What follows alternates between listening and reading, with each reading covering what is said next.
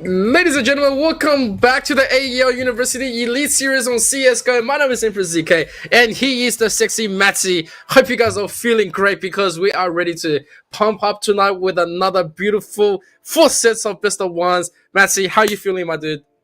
Yeah, feeling good, Richard. A pleasure to be here as always. Definitely great to have the broadcast coming to you live here for the AEL University Elite Series and here for some CSGO. So definitely keen to get the show on the road here today. I'm really excited for some of our matches because obviously last week we had some pretty awesome matches. You know, I think we had some knife kills in there from memory, some real explosive stuff to kick off, and I'm just keen to see how today goes as well, Richard.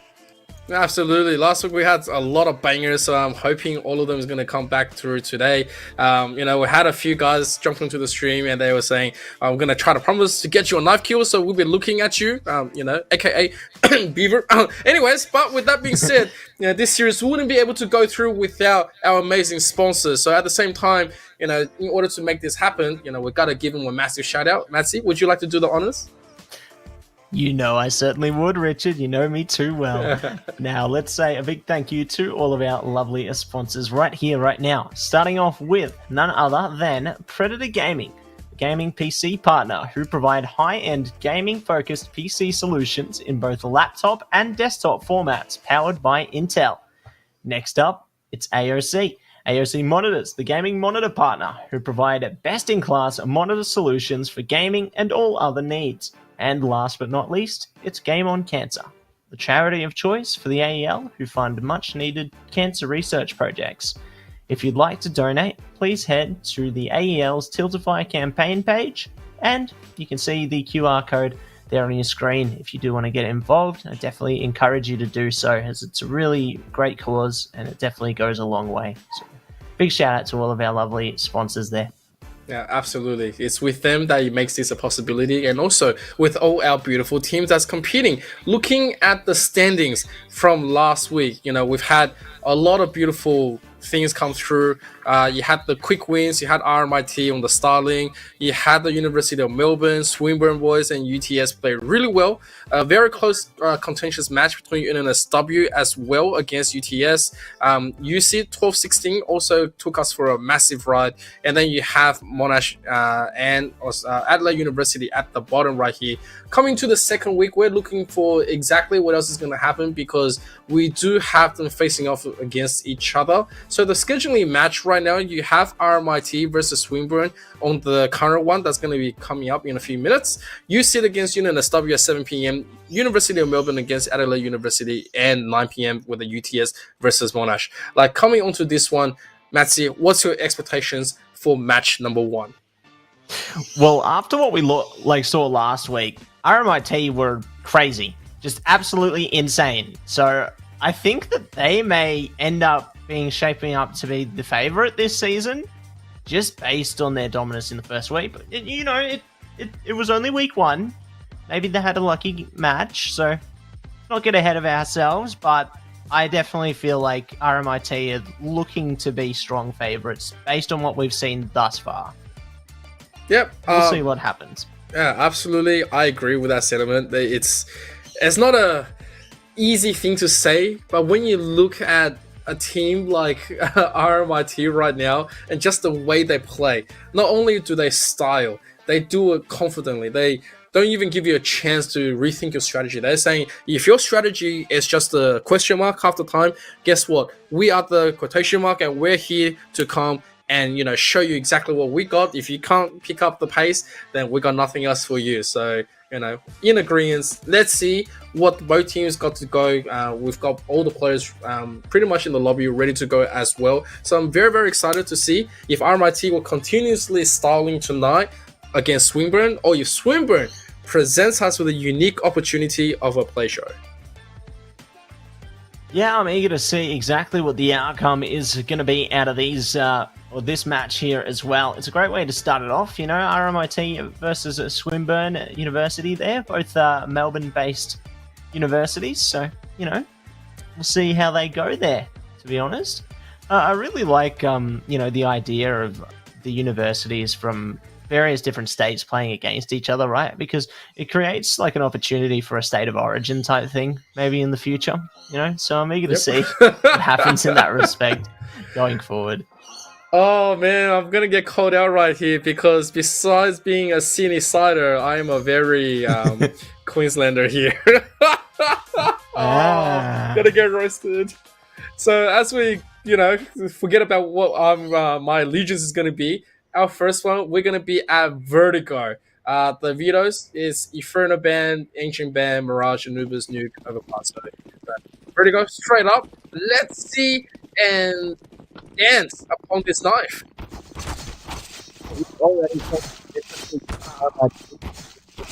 No danger this time. Looks like Tham and Roffleco are actually making their way into the server there. Big shout out to them. Obviously, very big names within the esports scene. So keen to see how they perform for RMIT here this evening.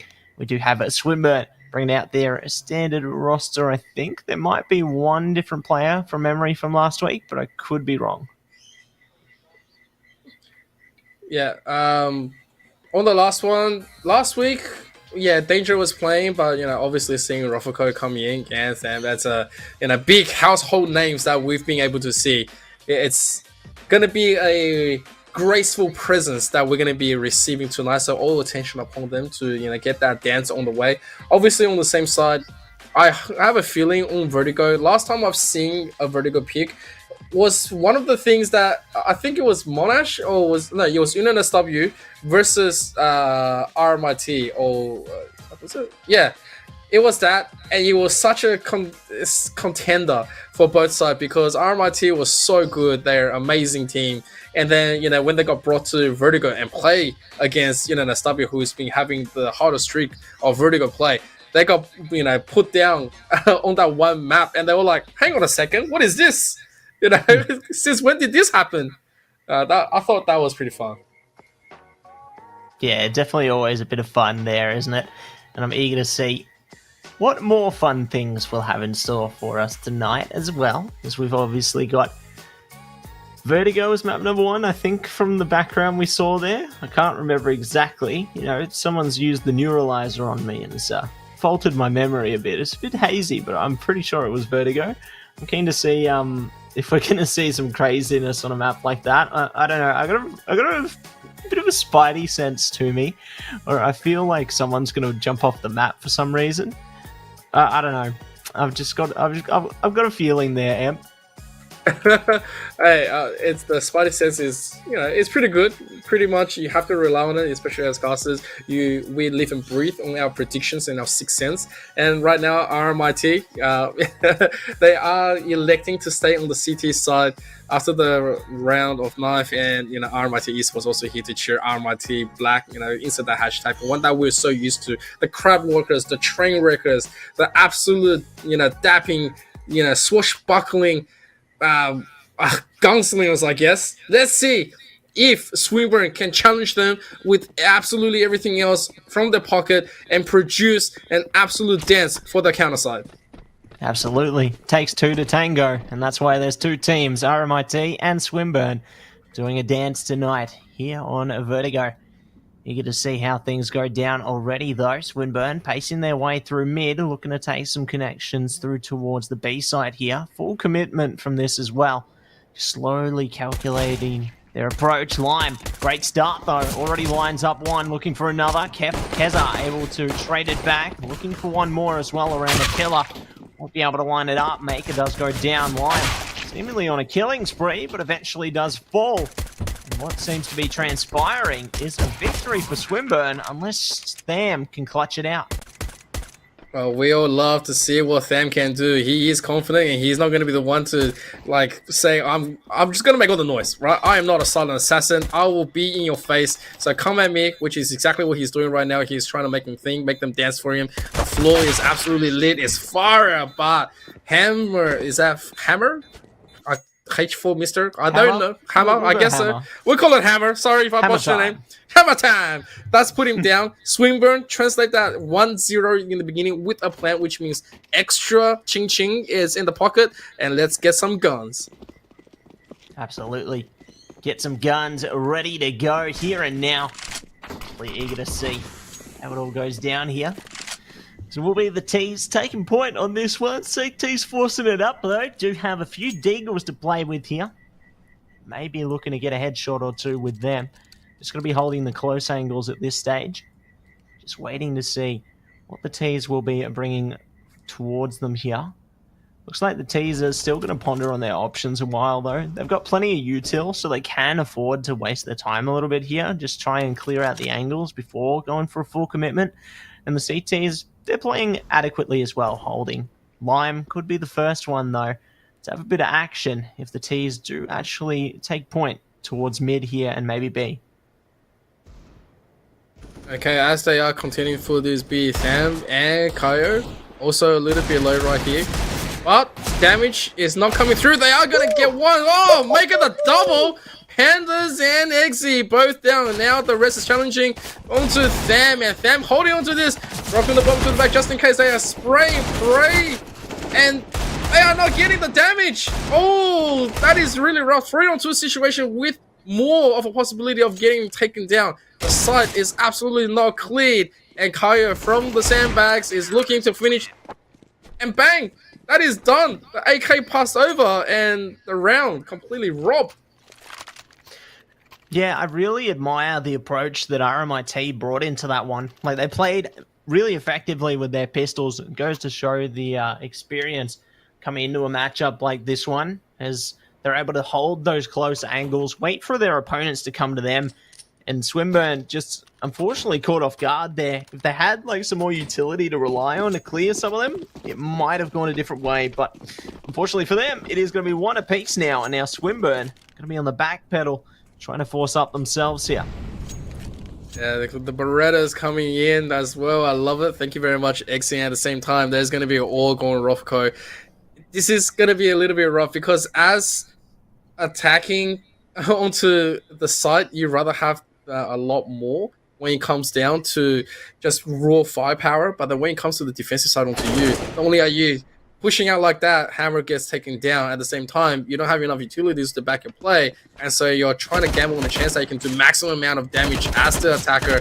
And this org from Rothko, he's trying to just tap the tiniest slither of health.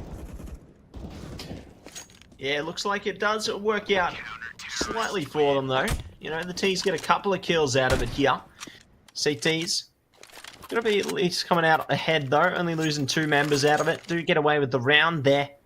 And now the T's going to be forced up to eco once again here. So actually maybe the only one that could buy something, but ultimately it is just going to be staying in the eco zone here. So good opportunity for RMIT to pull ahead a little bit more, and maybe we can gather some more money with the kills here. As Lime lines up, ready to go straight to the slaughterhouse, and it will be exactly that. All 5 going down in a blaze of glory. Oh, you can say that again, RMIT. Wow. I mean, it is eco around, but they would, you would have expected at least one of them would have tapped his head down. Live living throughout that one with a kill ratio 9 right there. Really loving it. At the same time, the entry absolutely blocked for now. Molly's also being thrown. AK's on deck. Lots of flashes to deal with this. Swinburne doesn't have to rush this one out. They realize the significance of what they need to be doing, and so they're taking a more cautious route. And they're saying, okay, that's what we're going to do. We're just going to take it slowly, play for a little bit more time, 90 more seconds down to play. It's not like we have to rush out and gamble. Yeah, don't have to gamble this time. Can afford to take your time with it here. I like Tham's position though. Just tucked away just at the beginning of the ramp there. Ready for any enemies that could wait for them. Hammer trying to get the angle above the smoke now. Might not spot Tham quite yet. Ready and waiting. Nathan doesn't know. Tham so calculated. Does get spotted. Goes for more. Does at least trade one there. Finding the kill. Traded back. Lime and Co now trying to react as well. Good utility from the T's. Get a bit of damage. KO does find one though. Lime ready and waiting. Gets another one. And it all goes down. RMIT. Clean house. That was Tham and Kyo being absolutely trigger disciplined. I cannot believe just how amazing they were able to just hold that, and they said, I'm not gonna take the pie in front of me, I'm gonna take the one right after and then come back for this pie, and you worked out in so much dividends. So now it's another eco reset for the side of Swinburne, and damage is being there, Keza has been burnt, Rofoko is being exchanged at the same time. It's a little bit of a good trade, but they're all walking up. Maker here, tapping heads, gets the 2, rushes forward through the smoke, doesn't care anyway. The bomb is down, and that's everyone. Yeah, that was interesting. I heard bomb noises, but the bomb wasn't even planted. That was interesting. Something's going on with the game there, I'll tell you. But we're going to be in for another round now. We'll be at round number 7 before us. RMIT are looking strong as ever. Swinburne now trying to find a reaction. Good incendiary from Maker early on. XE takes point there. Great trade from Roffelco. Just managed to find one back. Good angle on the AWP as well. Shots come through. Tham's down. Looking for more here. Just might find it. Keza goes. Gonna see if anything else could be in store here. It's the T's now. Look to figure things out. 2 versus 3. It's difficult, but it's not impossible. Oh, absolutely insane amount of aim from Lime.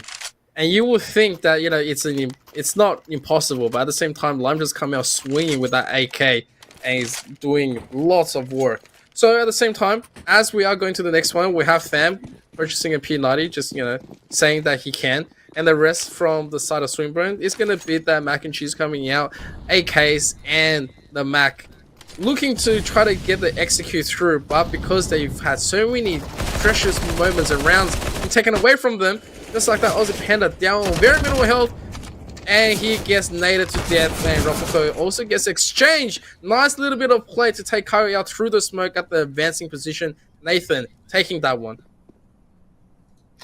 Yeah, good start to come through there for them. Smoke's on site now as well. Maker, ready and waiting. Does try for something. Nade in hand. Pushes it forward. Doesn't catch anyone. Does get caught with the flash. And they are taken down. Them to follow as well now. All starting to fall apart here for RMIT. They've got Lime ready though. Lime will be taken out as well. So Swinburne do manage to put up a worthy resistance. We'll find a round back in their favour. That was great performance coming from Swinburne. They took the trades correctly. They took the advantage, you know, exactly where they could get. And then right after, they said, okay, we're going to go this way and we'll just keep it rolling, push our advantages. The numbers are good and the aim's true. So here we go. Once again, coming in, Swinburne needs to get the attack, needs to find the opening that they were looking for. Oh, very, very close. Got to be careful. Don't want to be pushing Roffelco with that one. Unfortunate miss for the Swinburne is going to be happy to determine that this is not a side that they want to fully commit just yet. They do need the support to get from the opposite side. Meanwhile, Nathan has been taken out. Yeah, good start coming out for RMIT there. Figuring out the man advantage early on. Looking to see if they can do more with it. I like how Tham's got the XM here. I'm just curious of the possibilities with that one. You're going to see if it will find any potential use. Lime's got a tight angle as well. Oh, no. Tham goes down. Not going to be waiting for that one. Lime almost redeems it, though. Trying to go for a trade there. Spots one on the sandbags. Good information being poured towards RMIT here. Lime's down and out now, though. Opening up the site for the T's here. Maker, at least keeping it alive. Finding kill after kill. Putting it down to the 2v1 for KO. KO's actually got the bomb close to his position. Oh, this could be massive. Go for the swing. Maybe take down the carrier. Does get it. It's now in his favor again. Aussie Pandas gets taken out, and KO takes the round. Fantastic stuff for RMIT. So unfortunate that bomb positioning for Swinburne, though. It came to be their undoing in the end. Wow. To be honest, we were also looking at the possibility of Tham, like his potential absolutely just gone in one hit where he'd go for the jump. But yeah, such a fortunate position for Swinburne. They did absolutely everything correct, and in the end, it was just that one awkward KO. And at the same time, talking about KO, he's going to quickly rush through Tham, being taken down by Aussie Pandas. The smoke is there. KO still just playing through the smoke, going to be pushing through. But Nathan quickly gets him down, and that is a nice reaction. They have a beautiful advantage. beautiful advantage, and it could get even more beautiful. Sparkling bright like a diamond. Who knows? Lime gonna be able to take point. Whoa! Holy moly! Takes one. Nathan tries to trade and is just absolutely wiped out of the server there. Impressive reaction coming out from Lime. Maker will be able to find a piece of the action as well. Leaving it down to Aussie Pandas and Keza now. 4 HP on Pandas, going to be a difficult one. Keza still might be able to take point though. They do have a bit of utility to play with here as well. 2 players on this B site. A nice angle being created by Maker there on the boost. Roffelco might just be able to find something unique here. I like the idea they have. Maybe trying to allow Roffelco to go for like a bit of a jump position here. I'm curious about this one. Okay, I guess this is just gonna beat that boost onto the side, hoping that someone's gonna come for the push. Go for it. Are they gonna buy it? Oh, they are! And they're gonna get the bomb carrier down, so they're gonna... Keza is down. It means that Aussie Panda is gonna try to break this one through on 4 health. Not sure his chances are goodbye. Goodbye, Maker. He's not happy with him. Roffelco's just not happy with Maker there. I'm sure it was a happy little accident, right? Is it? It's very, very normal for RMIT to be doing this. Hashtag RMIT Black, never forget. Yeah. Never forget, alright. Just like the kill that just happened just then. KO and Co. spreading kills between them now. Lime trying to pick up some more, getting caught on the sandbags. And an abundance of utility. Let's take them down there. Roffelco finds the bomb carrier. Okay, and another one with a no-scope. Alrighty. What a fiery round again, coming through from RMIT. What do you say to that? You don't say anything to it, despite having a nice aggression coming in, taking out the sandbags, which has been an absolute clincher onto the side. And then you have to face the rest from behind. There's just, the reaction is too good from RMIT. They are just doing everything clinical. Aussie Pandas instantly being taken down, and Rofco just jumps in through the smoke. Look at them!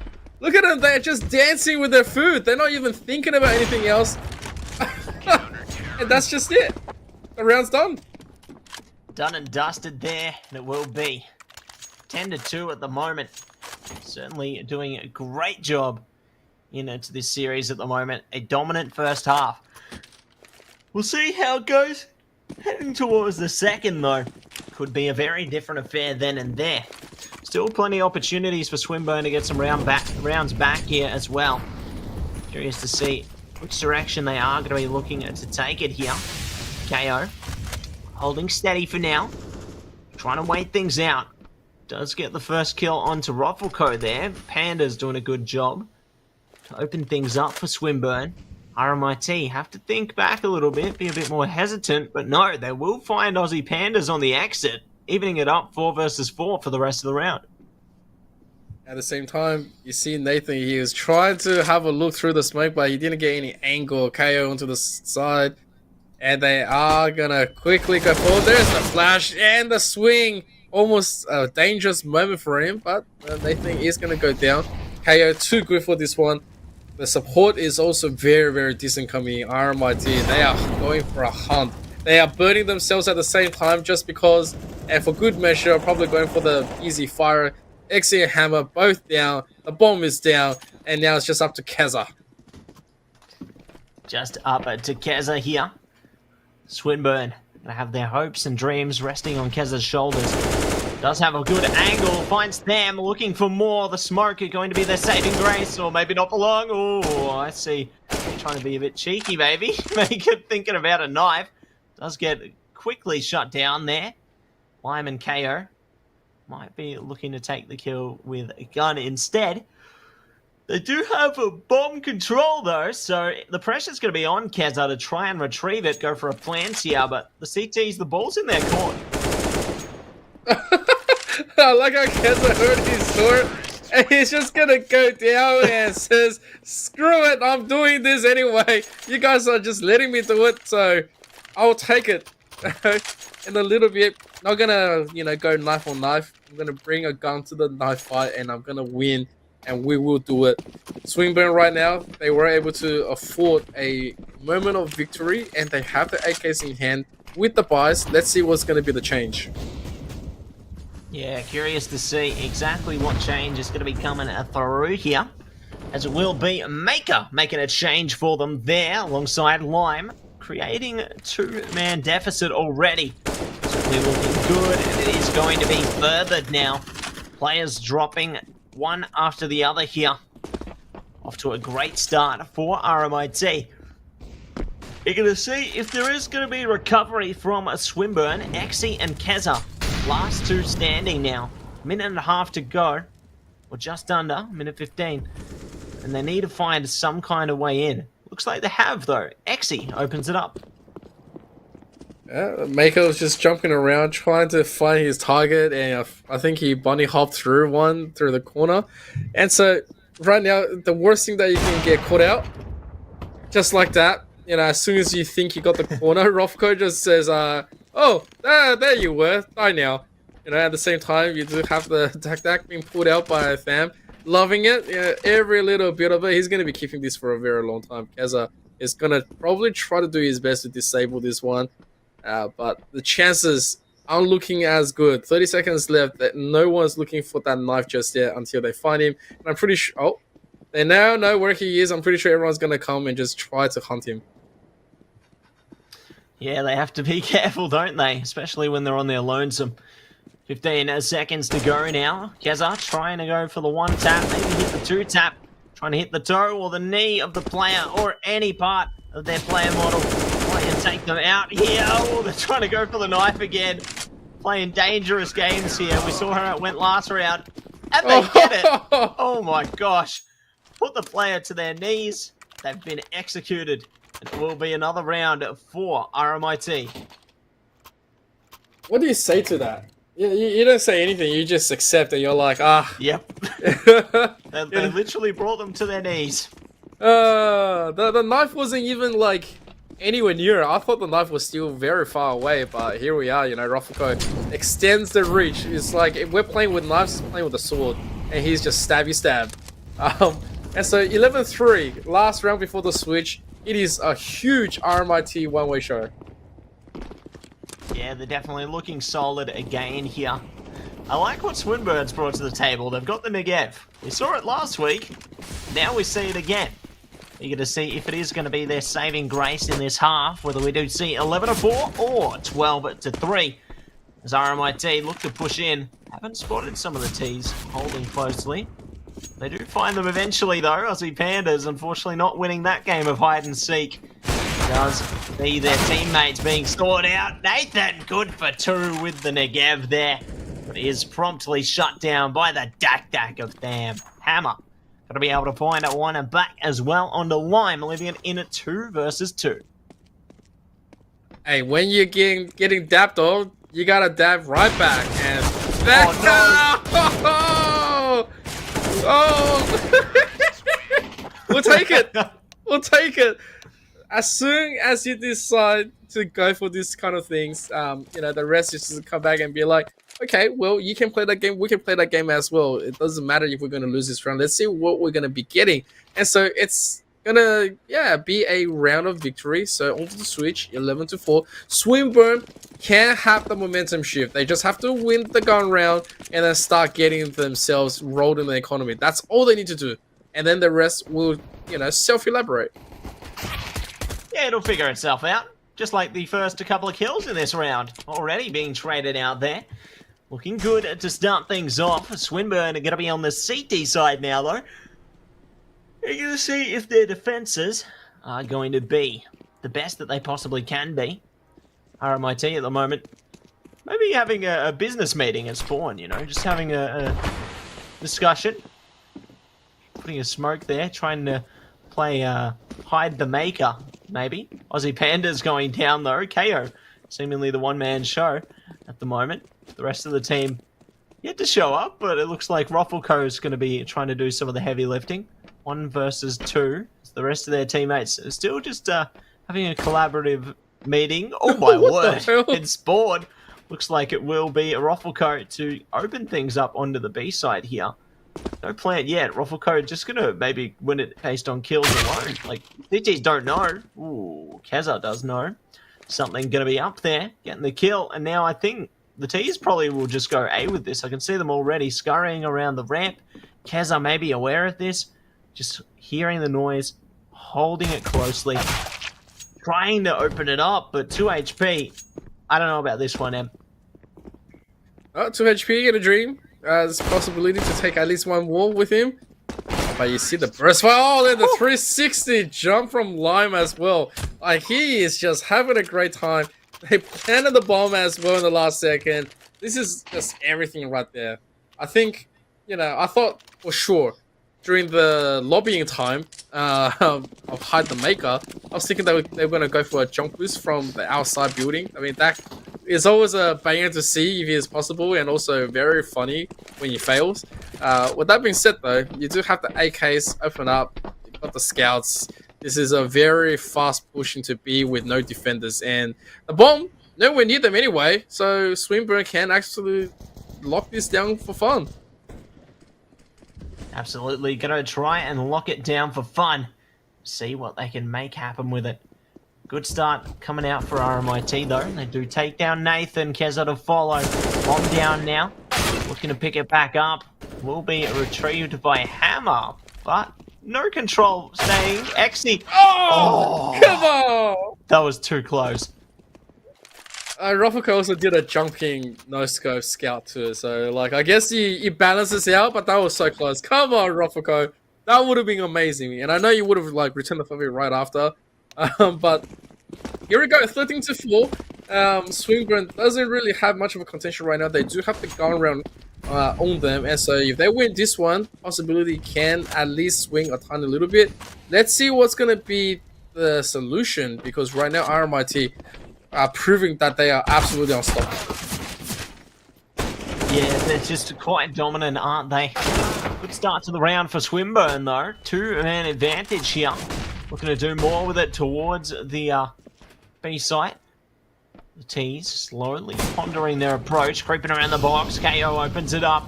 Could get a bomb plant out of this one. Waiting for another great headshot there. Patience paying dividends. Nathan goes down 2v2 here. Looking for more. KO gets shut down. Maker jumping through the smoke. Unfortunately not going to work out. And it will be Swinburne to take one back. So what I was talking about, you win your gun round, you hold on to that advantage, and then at the same time, you know, you start rolling your economy out. Win and win round after round, especially on the defensive side. You have options. You have plenty of things and utils that you can work with. At the same time, while RMIT is still starting through, you can look for those advantages, especially when they're going to go to the bathroom first. Gotta do what you gotta do, right?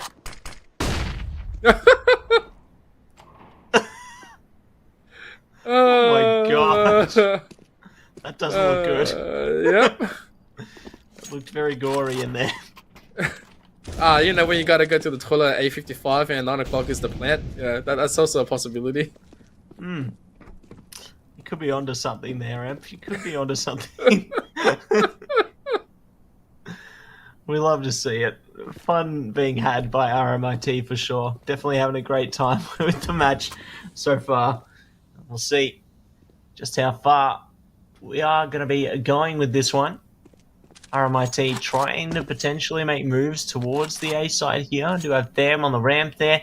Teammates pretty close towards mid and B though. KO could open it up now if they get the right angle. They don't spot Keza yet, but it's quickly going to change. Keza gets the first mark and finds them as well, leaving it all down to Rufflecoat here on their lonesome, trying to get a no-scope out of this one. Unfortunately, not going to work out for them, and it will be Swinburne to take number 6. Looking at this, 13-6, Swinburne having a little bit of life going back to them, and so it's a round of eco coming in from RMIT. Now, surely RMIT is just going to go ahead and click heads, and you see all of them go for it. They all buy it, and they're all saying, okay, I guess we're just going to quickly take this one. Do they not know? They don't. They didn't see where Nathan was. He does take 2 with it really quickly. Not the greatest loss, but at the same time did a ton of damage, especially when the Cinder was right in front. Keza with an AWP takes them down, and this is only up to Lime, and let's see what he can do. Yeah, let's see what they can do, and it will be Aussie Pandas to pull through. Taking away round number 7 now for Swinburne. Definitely managing to really climb their way back up on their CT side here. Showing they've got a lot more strength to give.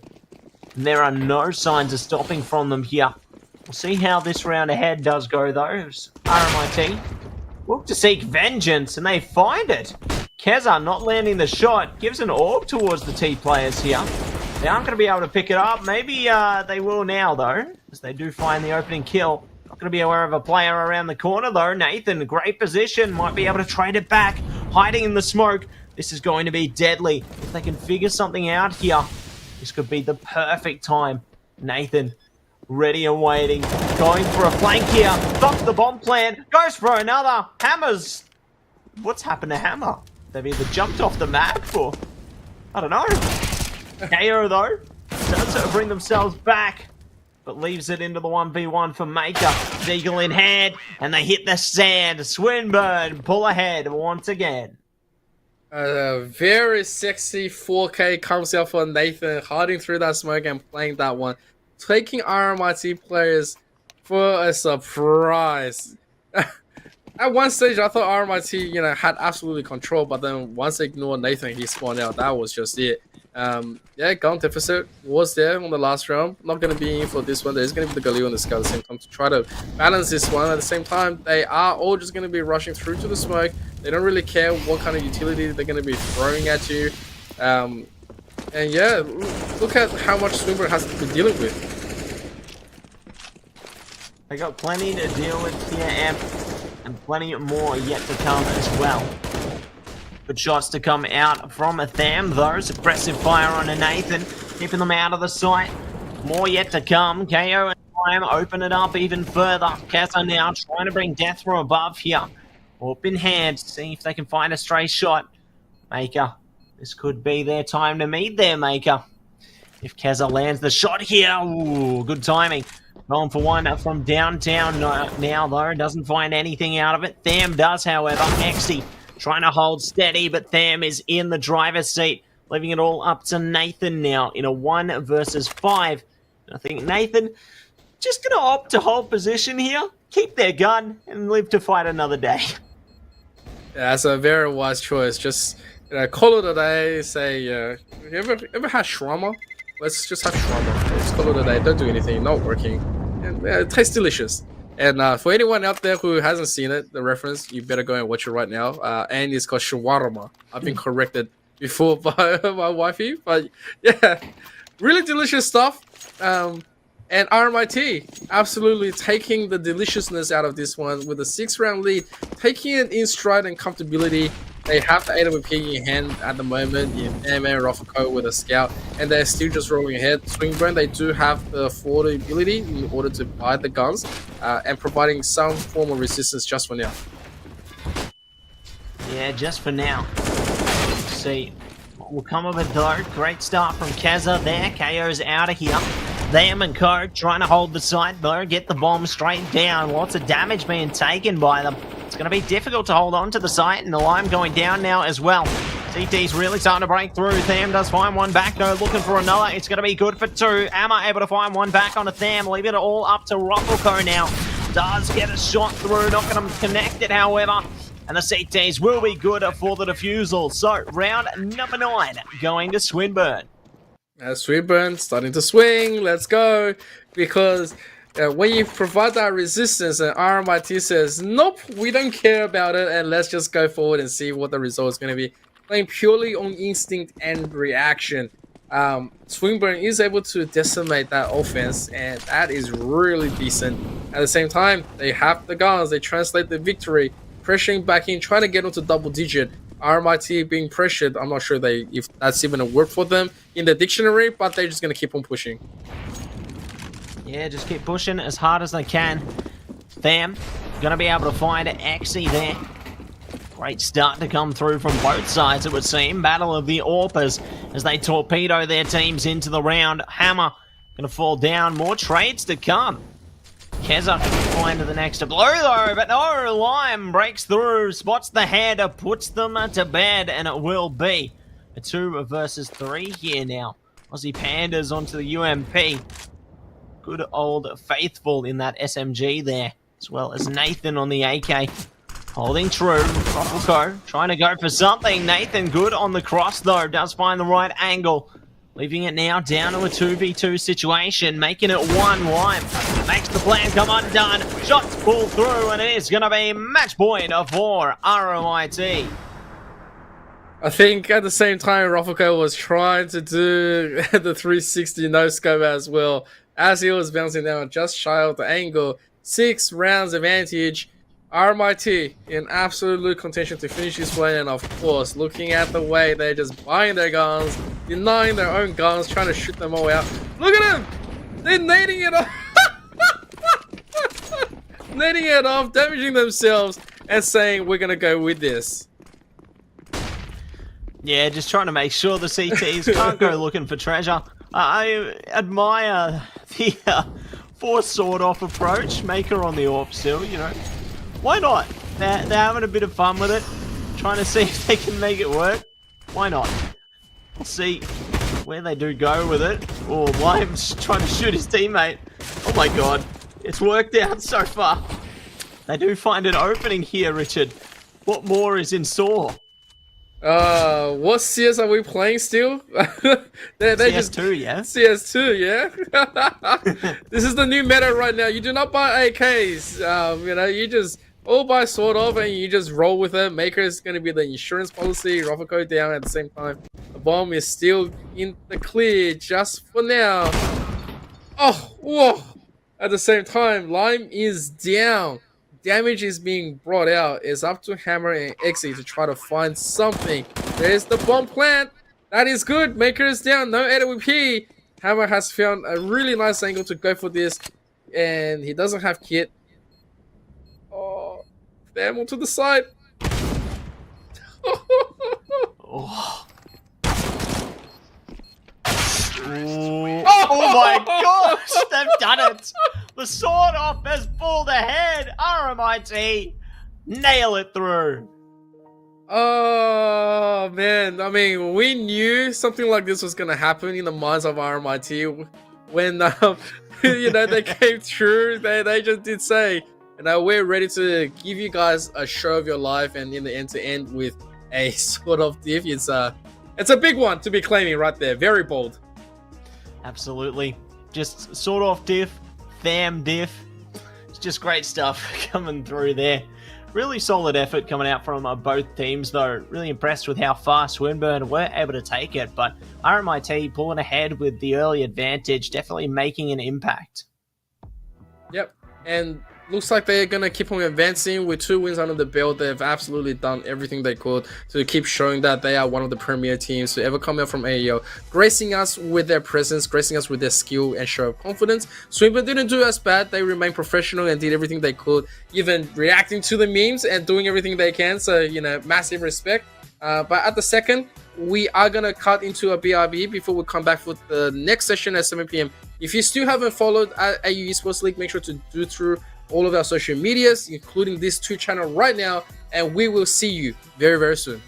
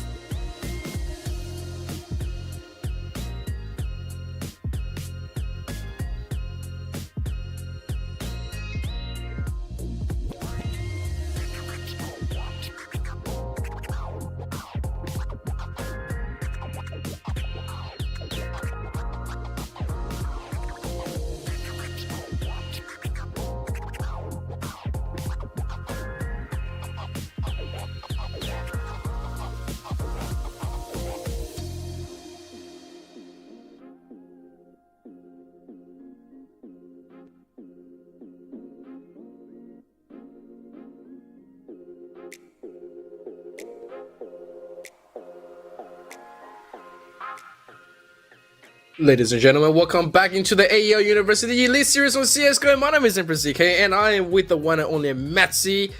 Matzy, what do you feel about that first match? I'll describe it to you. Wham, bam, slap, pow, pow, pow.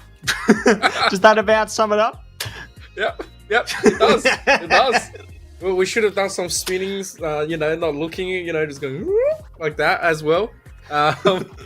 But yeah, that's exactly what happens when we are, with the RMIT team. But at the same time, gotta go to the next one. We are playing with UNSW versus UTS.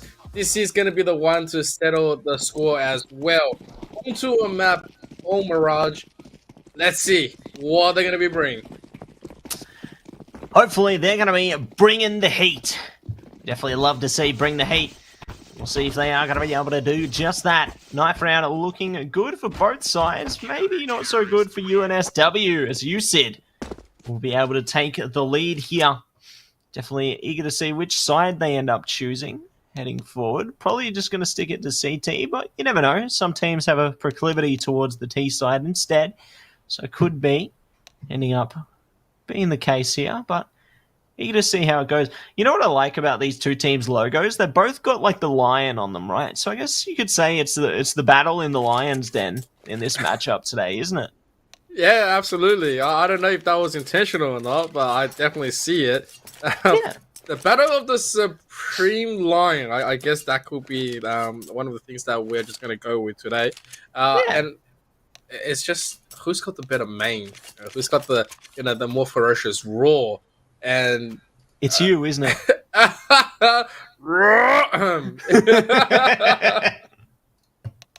Oh gosh.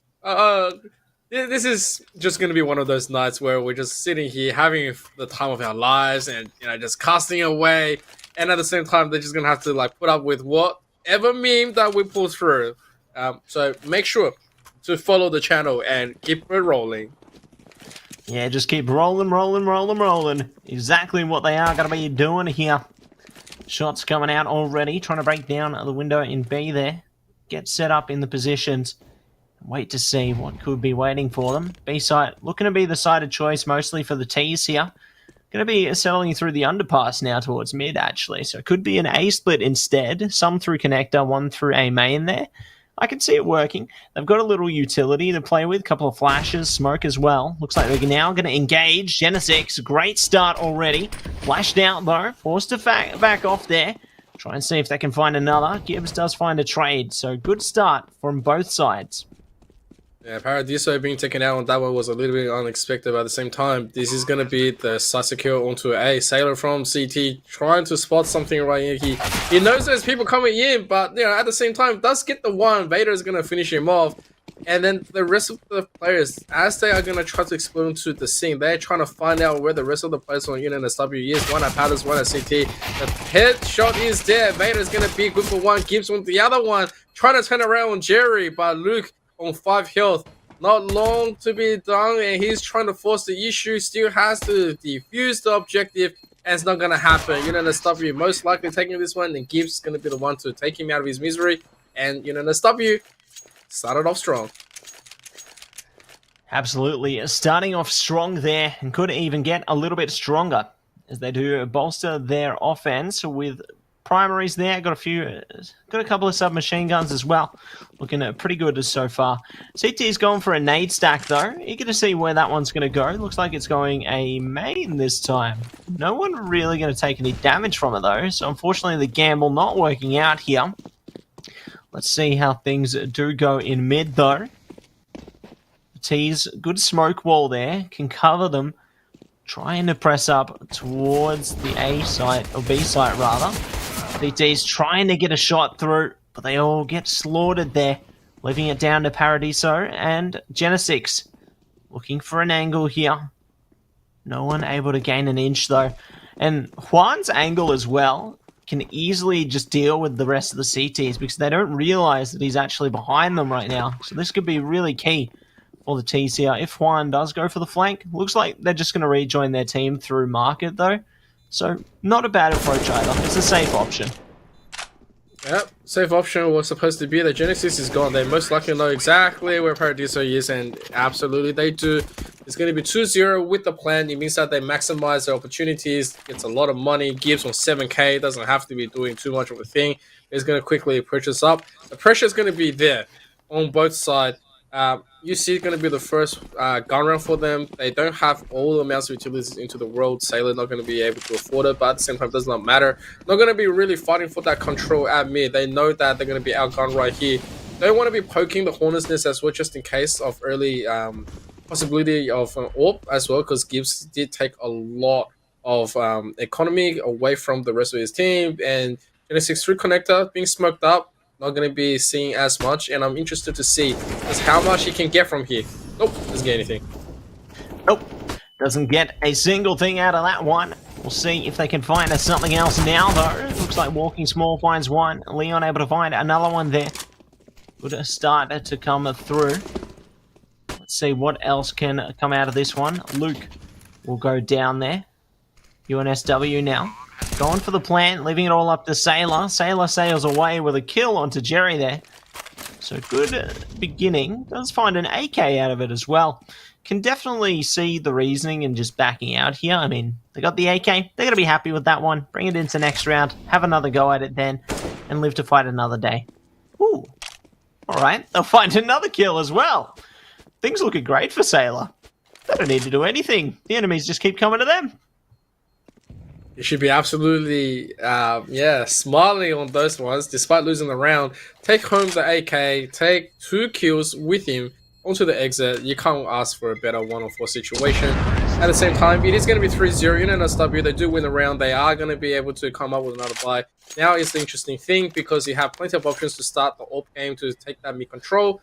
But it looks like they are going to just stick on to that AK game as of now, because they realize that the advantage is still there. They have plenty to work with. You sit on the other side. It's just going to sit with that 1 AK, trying to do as much damage as they can. Yeah, we'll see if they can do more damage here. Grand start for UNSW thus far. We'll see if they can further it now. Great beginning onto the B site. No resistance from the CTs until now. Genesis finding the rogue shot there onto Vader. Good start for them. Let's get traded back for both teams. Okay, the CT's doing a good job.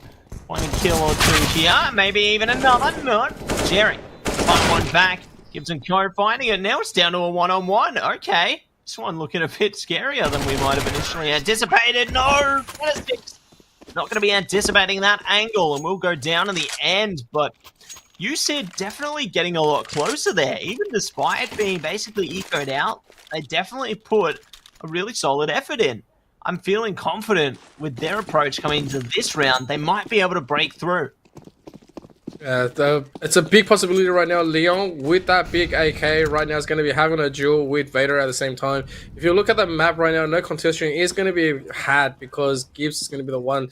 It's going to try to look as much as it can into the mirror, holding on by Paradiso. Slowly they're going to try to make this one go through, and it's going to be an interesting moment here, because once those nades do come through, the utility is going to block off Genesis onto the side. The nade also doesn't find as much damage, but Leon and Paradiso, they find 1-inch that Molly, though, it's going to be quite good. Forces the position. UNSW has to advance and has to be cut off at the same time. 5-on-2 situation. You see it looking prime. Looking primed and ready for war here. We'll see just how far they can take it now. Vader, last player standing, does find one. Looking for another. Just under a minute to go now. Looking to see what other potential may be available through the ramp here. Does have a smoke in front of them as well. Paradiso does find their way back onto the site. Luckily, they were able to evacuate Vader. Now still pondering on their options, though. Bomb down, and I think, honestly, Vader could easily just save here. Like, the AWP is just such an expensive weapon that saving wouldn't be out of the question. If they go for it, sure. They've got money coming to the next round with the rest of the team. They can do it. But I don't know. In an ideal world, I think saving could be the best option. Yeah, we're not staring at a RMIT game anymore. It's Vader will probably be the most wisest to just quickly backtrack with it. He knows that you know, there's another one right there, especially since Leon was the one that got taken out, which means that his AWP was down. So his team is going to do their best to try to recover it. And so having that one means that you don't have to buy another one, and it's quite a bit of economy save for your own side. And at the same time, your own side can go in to get all those full buys in. Jerry's going to be want to provide a lot of utilities. He's back onto the Mac. And yeah, 4-1. You see it, pick up the first one. They still have yet to show that huge dominance in play with the AWP, and at the same time, it's being shut down by Vader. Yeah, good start coming out for the T's there. Trying to see if they can shut anything else down here as well. CTs just holding steady for the moment. Ooh, Jerry down to 1 HP. That's a bit spicy there. Kill does go towards the T's this time. Genesix good to trade. Gibbs finds another on ticket booth, but goes down. Will be Genesix getting the kill in the end there. Struggling with the shots. Still 3-on-2 though. But Jerry basically down and out. 1 HP in a dream. They're like a glass cannon here. We'll see who will land the first shot. Genesix thinking about the angle. Jerry as well. Really just tight on this one. Thinking, how close could they be? Will this be my time? Maybe not today. CTs have backed off, mostly towards that B site. T's not looking to go towards A as yet, but are now starting to prepare themselves on the approach forward. CTs, they don't have too much money to play with, so falling back like this, it's going to be a tough one. But it looks like the CTs are going for it. Good opportunity. They capitalize. Jerry on that one hill trying to leave it through without AWP, and they find Ming. Now it's a 1-on-2 situation. They don't have a defuse kit, and Vader's gonna quickly shut that dream down and say, "You come to me, play my game. I know exactly where that bomb is," and they have to stick it. Oh, hang on a second. Genesix with a good fake. He does have a kit. Oh no, he doesn't. Does he? I do not see it. Nah, no kit there. We'll be able to get the time anyway, so yep. Good for you, Sid. Back and forth, absolutely back and forth right here. 4-2. You see it. They have afforded that early round deficits and started to come back and reshape it. Genesix has that AWP and it's not gonna share the love with Leon, and so Genesix is gonna be the one to try to look after it. Looking at the opening pick, and he's gonna get Jerry down.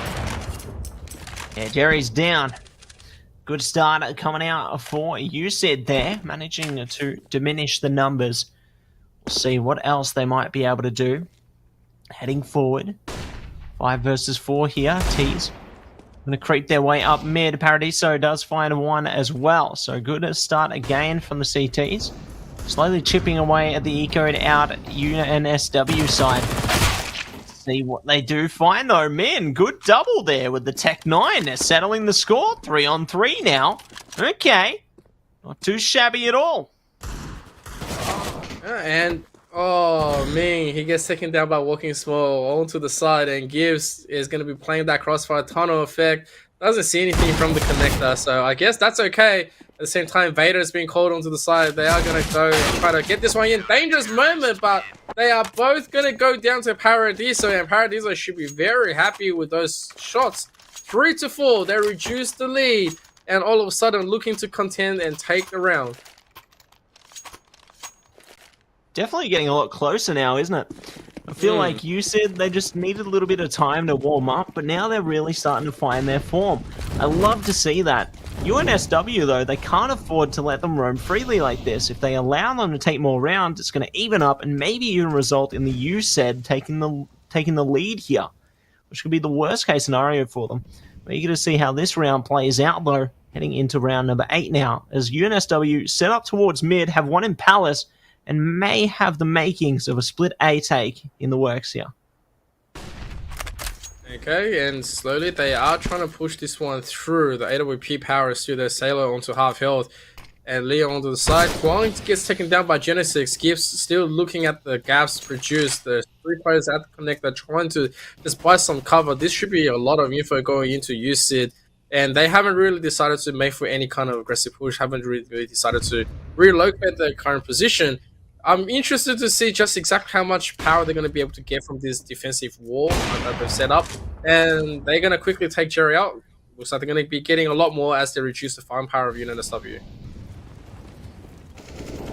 Yeah, definitely starting to whittle them down piece by piece there. UNSW starting to bite back though, but Sailor just going for a complete shark attack on this one. The AWP doing God's work for USYD here.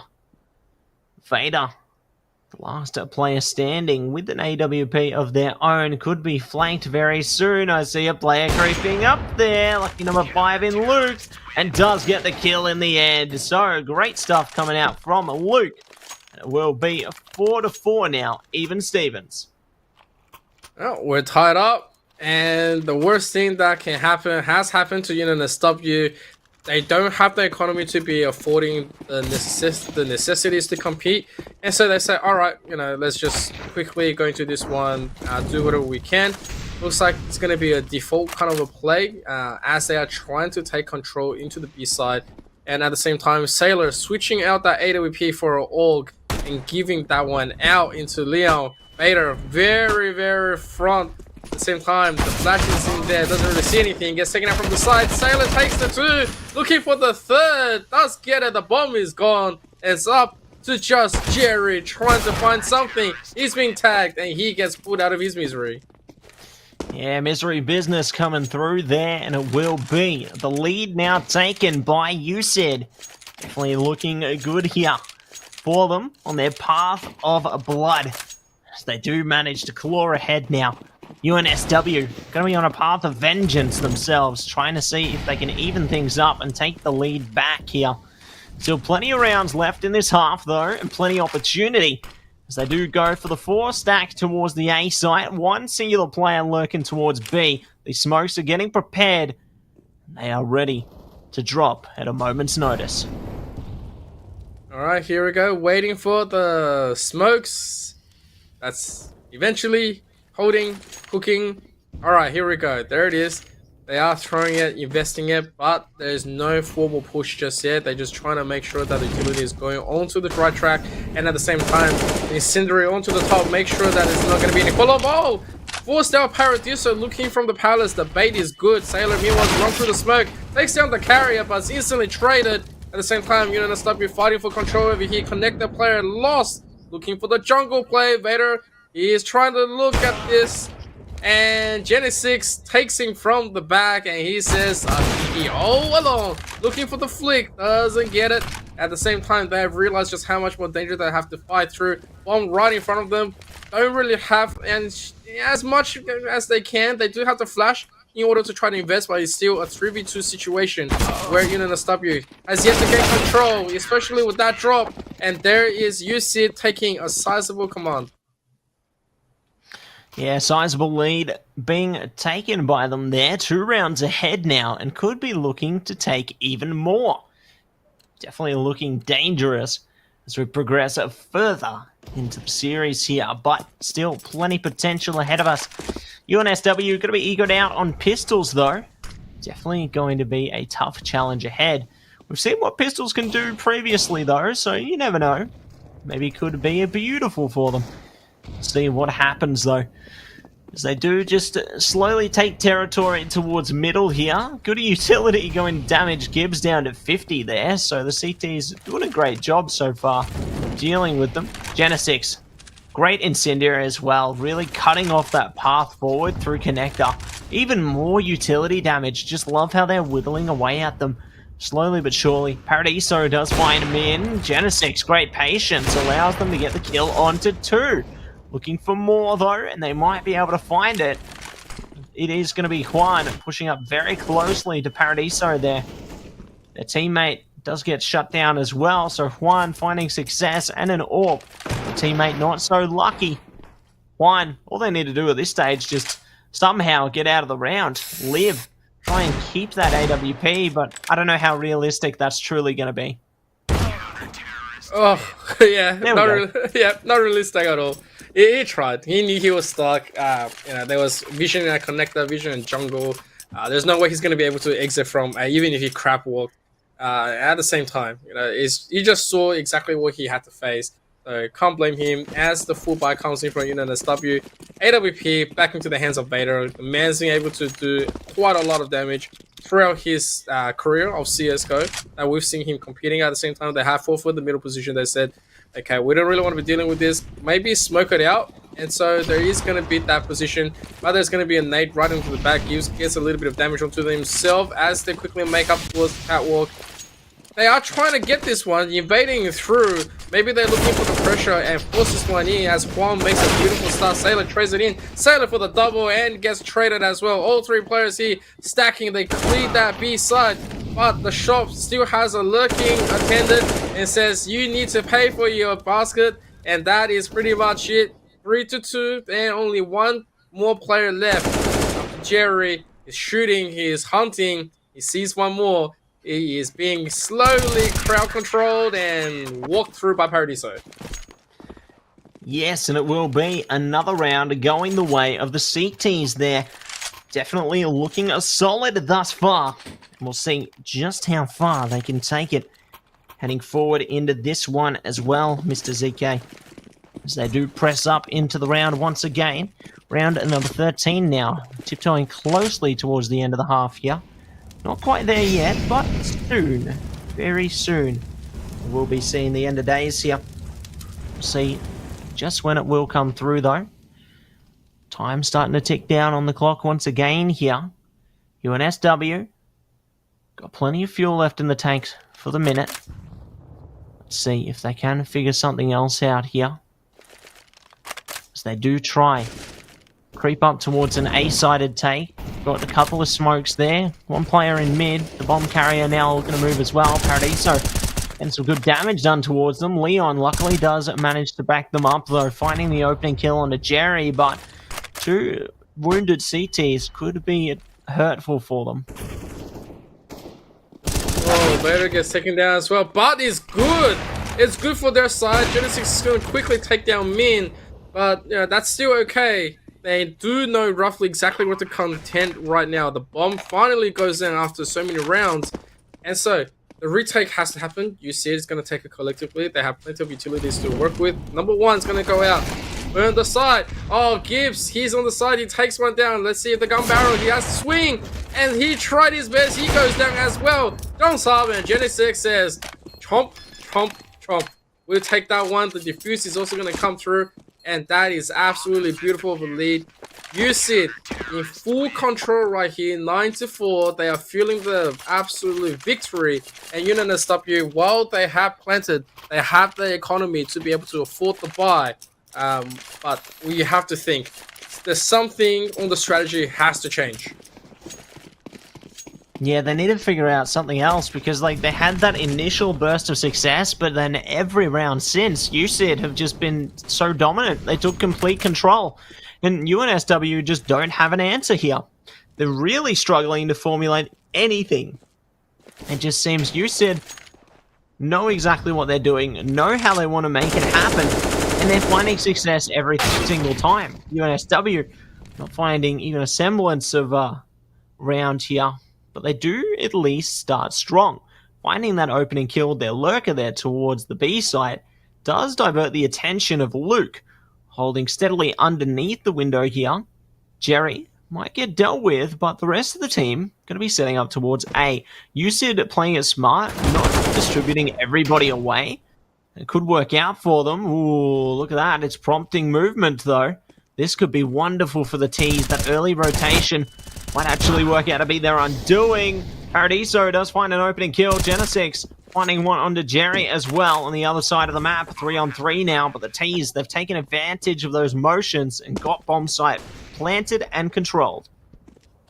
Alright, fighting for the control. USYD has to go back in. They have the kills, which means that they can go for this. But utility-wise, it's going to be one of each. One's going to be the first one that gets exchanged with Walking Small. Leon feeling confident. They do have the backup. Flicks from Genesis looking, the 1-2. There is going to be the shutdown, but it's still going to be one-on-one situation. Oh, the AWP against AWP. Genesis try to go for it, try to force Vader on this one. Time is running out, playing Ring Around the Roses. Left, right. You're looking, where are you going? And Vader is going to take it from behind. A victory that UNSW sorely needed. Yeah, definitely going to be thankful for that one on the second last round of the half. If they can get another round here, we'll see if they can manage to go for a 9-6 instead. Go for a bit more of a sweeter scoreline rather than the scoreline we do have before us at the moment. USYD ideally looking for 10-5. That's going to be a pretty solid half for them if they can manage it. We'll see how it does work out, however. So we do see the T side now taking that middle control early. Ramp control as well on A, looking good for them here. Eager to see who lands the first blow, though. Players eagerly close to one another. No one making the first move just yet, though, but time's really starting to trickle down. And someone could be looking to go through the motions here and go for the knockout punch. Well, ding ding rings the bell, and let's see what's gonna happen. That nade will have the potential to do major amount of damage, but at the same time, there's still lots of life back in the side of UNSW. They're feeling good. They're just trying to hold on to this, slow it down to about 40 seconds as they're slowly going through. Ming jumps through, takes Sailor by surprise in a nasty surprise, and Luke takes a quick one. Second one, the bomb is dropped, reverse, get the flash, jump in, just goes down, and he's spraying, getting everything. Wait, I think he just. I think he just wanted to quickly admire himself, right? Yeah, it was just styling on him, just inspecting the gun there. Why not? Why not? I respect it. 10-5 half, though. Done and dusted. Pretty good for both sides. It's good that UNSW redeemed themselves in the end, but still going to be a troublesome approach heading into the second half, because I'm sure morale's going to be all over the place at the moment for them. Yeah, indeed. I think morale's going to be the first thing that comes through. You sit in a little bit of lead right here, and they're going to try to explode onto the side of B, and Gibbs is going to quickly make that dream into not a dream. And UNSW, they just find all the right spaces, and they come out on top. I'm not sure what else to say onto that one. They really did well. Yeah, definitely a solid effort from them. Will allow them similar success to the early stages of the map as well, you know, when they did manage to get the first few rounds in their favor. So eager to see if they can manage to emulate that coming in to these few rounds as well. USYD playing it safe in this one, however, not buying anything. Interesting to see that approach here, but, you know, if they can get a bomb plan out of it, they're going to be happy. They need to go through at least 2, maybe even 3 players to even get onto the site somewhat safely, though. There is the Palace, little bit of a contention, looking to try to be very cutesy about this UNSW. They have the guns, they have the power, they have plenty to muck around with, and they say we're not afraid of what your pea shooters can do. We invite you to our kitchen tea right now, and if you do show up, we'll show you the scones. And so, with that being said, Genesis trying to get a little bit of a peek angle, doesn't see anything just yet. He knows there's plenty just lying in the ambush. That bullet should be plenty onto the right. It's probably just breathing through. You know, when you just sweat, let's really quickly just see it. The one drop of sweat being there, but Sailor is going to be taking it down. Huang gets the triple, and out of nowhere, they have no more time. When you're late for the scones, you shall be evicted. Yes, they are going to be evicted from the server, at least temporarily, until next round. See what happens, though. Yep, there we go. Done and dusted. Nice and easy. Good to see the round will be done and dusted, though. UNSW looking good to get some rounds back, but let's see what else is in store here, as it is going to be a buy round coming through from USYD now. So eager to see how they do maneuver this one. They've got most players in mid already. One just hiding outside the underpass. Does find an opening on Vader there. So grand start coming through from USYD already. Coming out with the guns blazing, guns running. Sailor going to be traded, but Gibbs does as well. Maybe could be a short push coming through here. Yeah, they should absolutely take this draw push into the B. There's only one defender right here. Ming's just looking, thinking what has he done in his lifetime to go for the truck, but the Sixth Sense kicked in just too late as Genesis takes him down. The side is secure, and now in a retake effort, 4v2, UNSW is going to have to do everything against the 4 AKs, 4 big AKs. That's there. Jerry's also gone. It's just going to be Juan himself. Does have a kit, but says no towards the angle and no towards the danger. It is going to be the 4-round deficit, and you see it. The one with the bigger mangs right now is absolutely feeling it. Yeah, they're definitely feeling themselves at the moment. We'll see how they do go after this one, though, considering USYD managed to break that flow state there that UNSW was starting to cultivate. Definitely eager to see how things do go. Heading down into round number 19 now, as the economy of UNSW going to be somewhat destabilized, but they've still got enough to at least give it a good red hot crack coming into this round here. So eager to see if the CTs will be able to bolster their defenses, maybe take a round back again. Okay, here we go, looking at it. They do have the guns, not a healthy amount of utilities on UNSW. I'm worried personally because as soon as that gets all baited out, it's pretty much going to be it. Gibbs is going to go for the exchange right here. Sailor following it up, gets a kill on Jerry through connector, which is a huge kill. Vader somehow gets Leon down anyway, but at the same time, that clears Sailor for the Mings. Maybe not. Ming clears Sailor instead. I thought for sure he would have aimed at that angle to try to get the peak so he can set up that connection play. But yeah, at the same time, it means that once he's down, he has to make his team do a lot more work trying to recover. They put into the back full, and all that utility advantage that they had early into the round has completely dissipated. Yeah, it's definitely been a tough one, especially compared to early in the round. Genesis, though, grand opening coming through there. Might be able to do something else. Knows there's another CT on ticket booth now. Genesis ready. Trying to find the angle here. Bomb going to be on the complete other side, though, so might look to take a different journey here. Maybe go through window towards the short. Nope, not going to happen. Try and get the flank on the CT in towards ticket booth, and they do get spotted by the other one. So rest in peace. It will be a round going to UNSW. Okay, UNSW, yeah, with the disadvantage in utilities, they make it work, and now it's a round of Eco on the side of UC. They should be feeling quite good in trying to go for a contention, try to tie it up. Don't have to go for any silly things over here, just play the substandard. And so they're going to invest into that 2 players, into the B. They, watch it quite carefully like a hawk. Doesn't see anything to the mid, no control, which means that the bulk of the forces is just at T start and just see exactly where it is. Most of the time, in this kind of play, it's rough because USYD is trying to opt for that A push in, then somehow they get a kill onto Juan. Good start coming through there. 4 versus 4 now. It looks like it will be even less so now. Bomb goes down though for the T's. Looking good at the moment. Getting a bit of damage onto Jerry. Not going to be good enough for a kill though. Ooh, maybe soon. Leon, there it is. Finally, they take down the Goliath that is Jerry, but the rest of the team storms through. And it will be another round coming through for UNSW there. Number 9 now. Definitely looking good.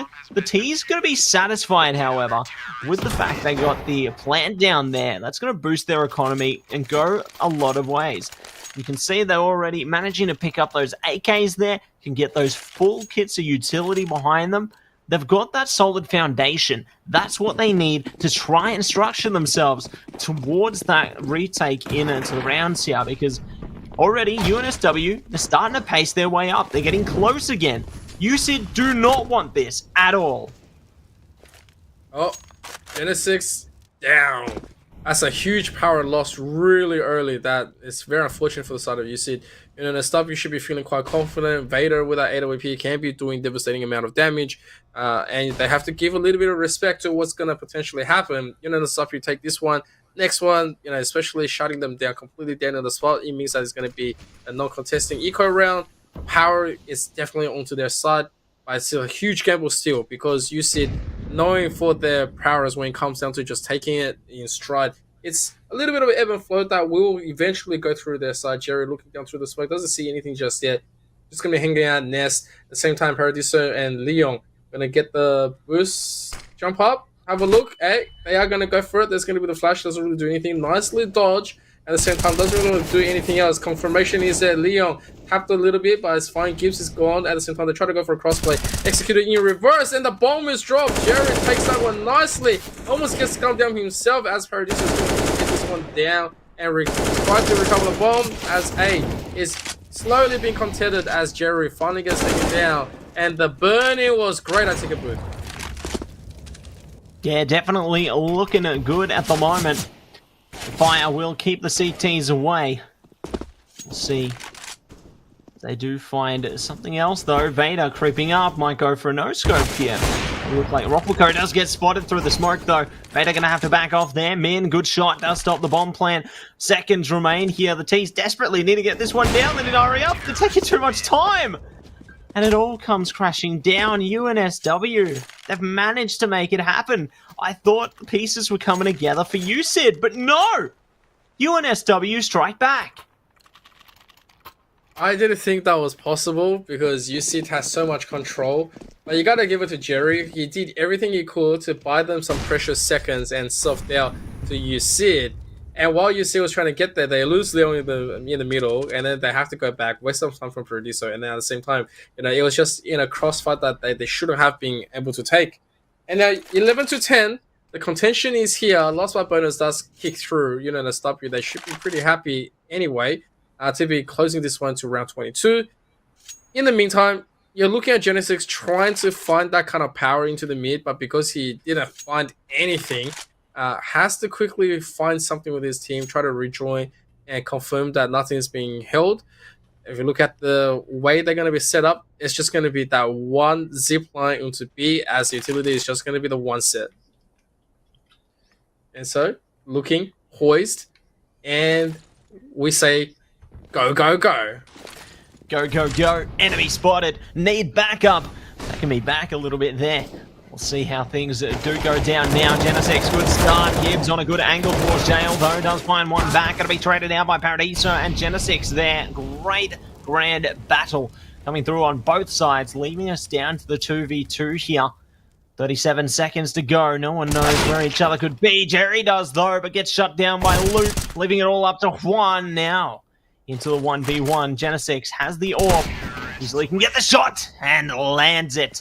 Around back at long last for USYD. That was quite explosive, especially through the way UNSW was actually able to set up with a crossfire. USYD says, we got nothing but bodies and we're just going to keep jumping down. We're going to use everything that we have to block everything onto our head. Do an amazing job. Trade effectively, and at the same time, it's a round of eco coming through, and I'm pretty sure UNSW is happy to have this onto the fight on the contention. Waiting to go for a full setup. They don't want any nasty mistakes to be giving the gun away. They know dropping one is absolutely devastating. In the hands of these pros here could be a lot more. They realize, and they are walking small, barely saving his friend. Yeah, just having the perfect timing there. Vader seems to find an enemy and will take them down. Good pickup on the AK as well. Do have utility to shut Vader out of the sight so they can get a plant down a bit more safely here, but not going to worry about it. Look to hold on to things a little bit longer, but keeping Vader unchecked does afford the CTs another kill here, putting us into the 4v3, favouring them for the minute, but not gun-wise, only people-wise. Not for long, it's evened up once again. CTs getting ready to try and strike back. Prime attention onto Vader with that AK picked up. Gibbs is gone. He was quite low to begin with, but at the same time, looking for the exit frags at the same time. No kit. They're looking to try to get something done, but it's not going to happen. There's just one more that's just going to be looking over here, hiding around Jerry. Gets spotted instantly. Into the hellhole. There's nothing else he can do. Vader will have to be just satisfied with that AK that he's walking away with. And USYD, they're starting to crawl away. They take this one. Round 15 is looking mighty fine. Mighty fine indeed. And we'll see if it is meant to be here. UNSW good for the buy at the moment. Same set of USYD here. Eager to see who's going to land the first blow as all 5 Ts now look to take territory towards middle here. Do have some CTs to worry about. One on short, another couple just inside of the connector area. Really trying to exploit an angle through that smoke there. Definitely could work out for them. Could definitely pay some dividends here. Jerry getting ready. Smoke laid in place. Jerry not going to be pushing off it though. Just staying tucked away safely in the corner for the minute. T's trying to set up some utility though. Might be looking to go for an A take here. Gibbs could be the stopping factor needed for the CTs here. Oh, it is a little bit of a standoff moment as they are trading utilities, and it's not doing too bad. You see, definitely cannot be affording to do a lot more right there. They have to try to put the pedal to the metal and just start investing to the side. Jerry's going to take Walking Small down first. Gibbs spots a lot of information just then onto the peak. Jerry also just swinging through to the connector, trying to get the possible best angle as Genesis is going to push him, misses, has to run for it. And at the same time, bomb gets dropped. Gibbs takes the big double, and that's a huge loss because of the bomb that they re-picked up. There's the stuck play on Genesis, and that is pretty much it. UNSW, they hold quite well with the pressure, and they do ton of damage. Tons of damage. Definitely going to be looking good with that one. Forcing USYD to buy things back up now. Looks like they are going to be stuck out on to the pistols this time. So a very drawn out match, this one, in comparison to our first matchup. Eager to see who will take victory in the end, though, as we do get closer and closer towards closing time. T's rushing out towards B. Already finding an enemy, not finding a kill, though. Gibbs, good to deal with them one after the other with Min there. Genesis does find one, but it is dealt with quickly. There will be UNSW taking care of that round in quick succession. Now pushing us towards round number 26, where these teams, only one round between them again. Tighter and tighter, the scoreline becomes.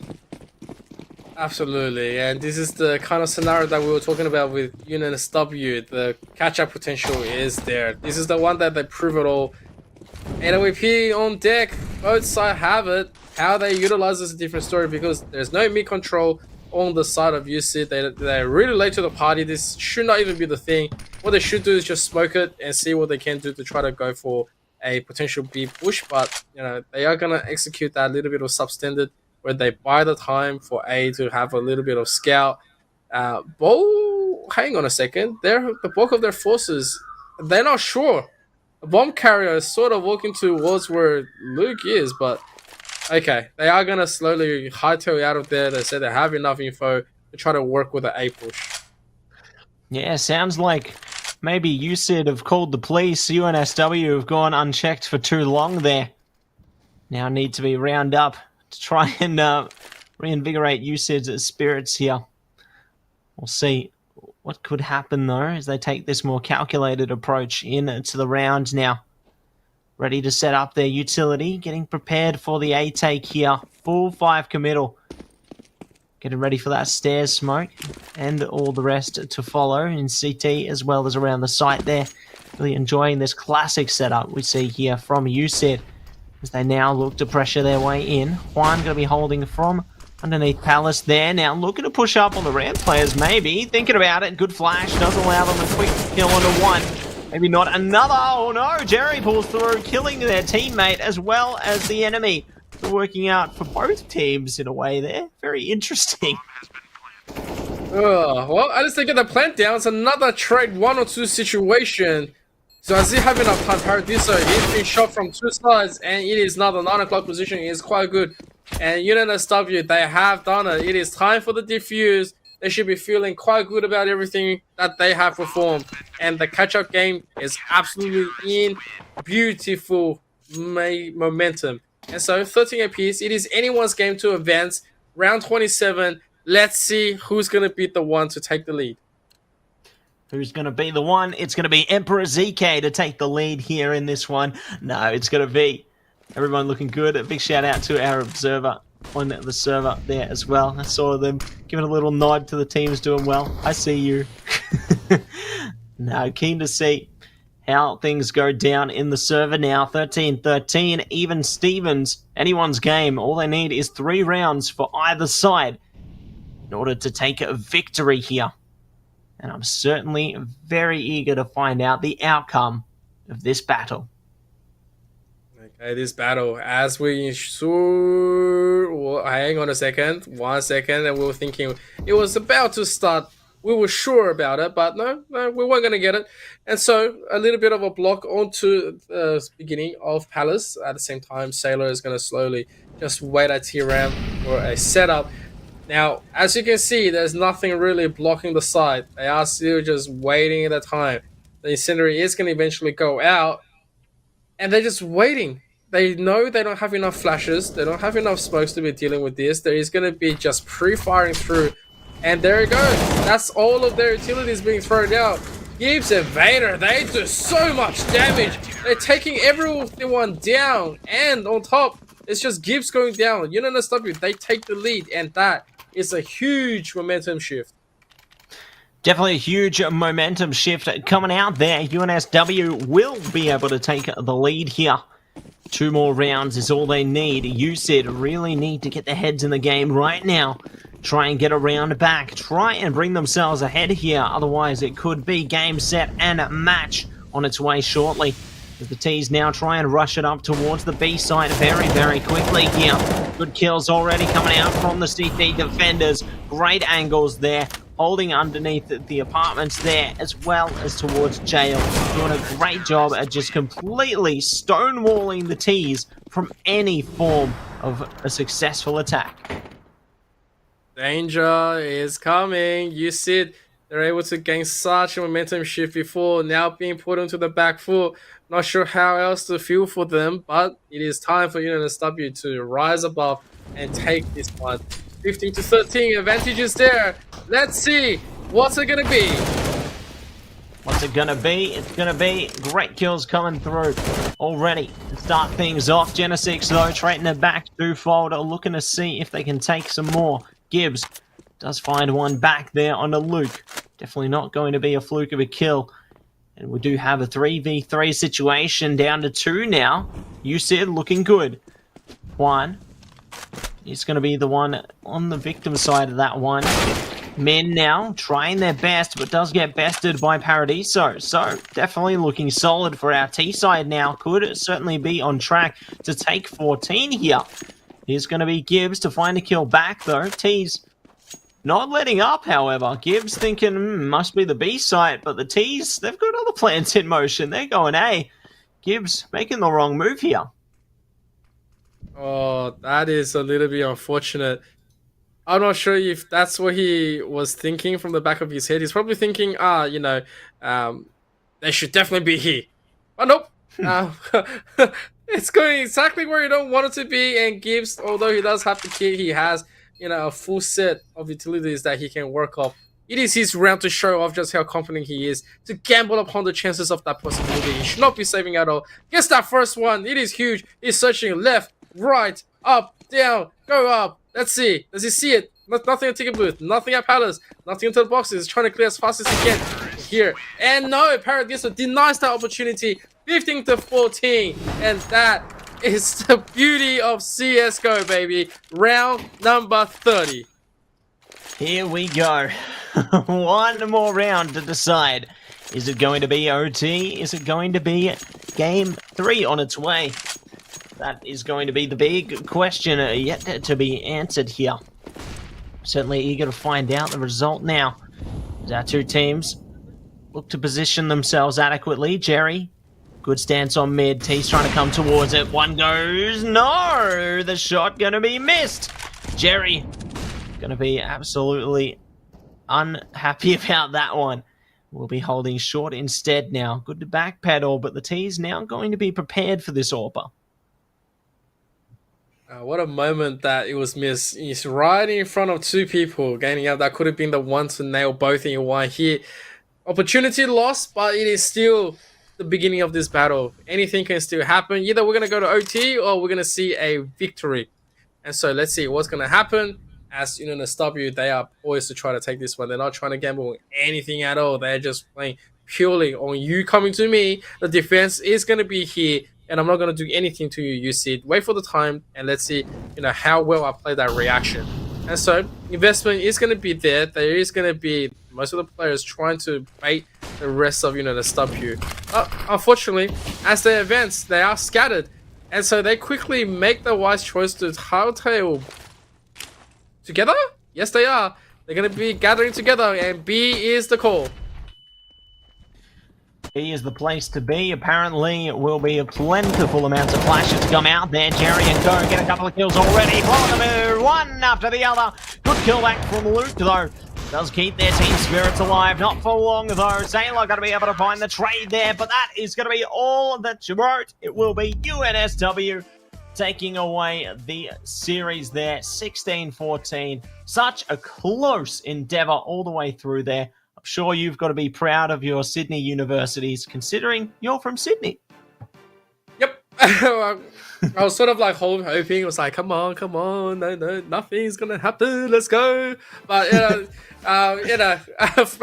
if I'm Lumina coming from UC, I do love it when the SW and UC present the best for us. They've been absolutely great rivalries. They've been able to show off exactly how much of a flair that they do have in order to compete. Amazing players coming through, and we saw it. The struggle was real. UC was taking commanding lead, then it was UNSW's way to catch up, and then UNSW did almost the impossible. They clawed from the depth of hell and held onto the legs of UC and goes, get back there. I'm coming back out, and I'm gonna obviously win this one. So massive kudos to them. Big round of applause to both sides, and ultimately to UNSW for winning this one. If you do like what this is going to go through, make sure to follow twitch.tv/AU Esports League onto this one. Make sure to follow and our social medias. But we're going to go into a quick BRB before we come back for the next match. Don't go anywhere.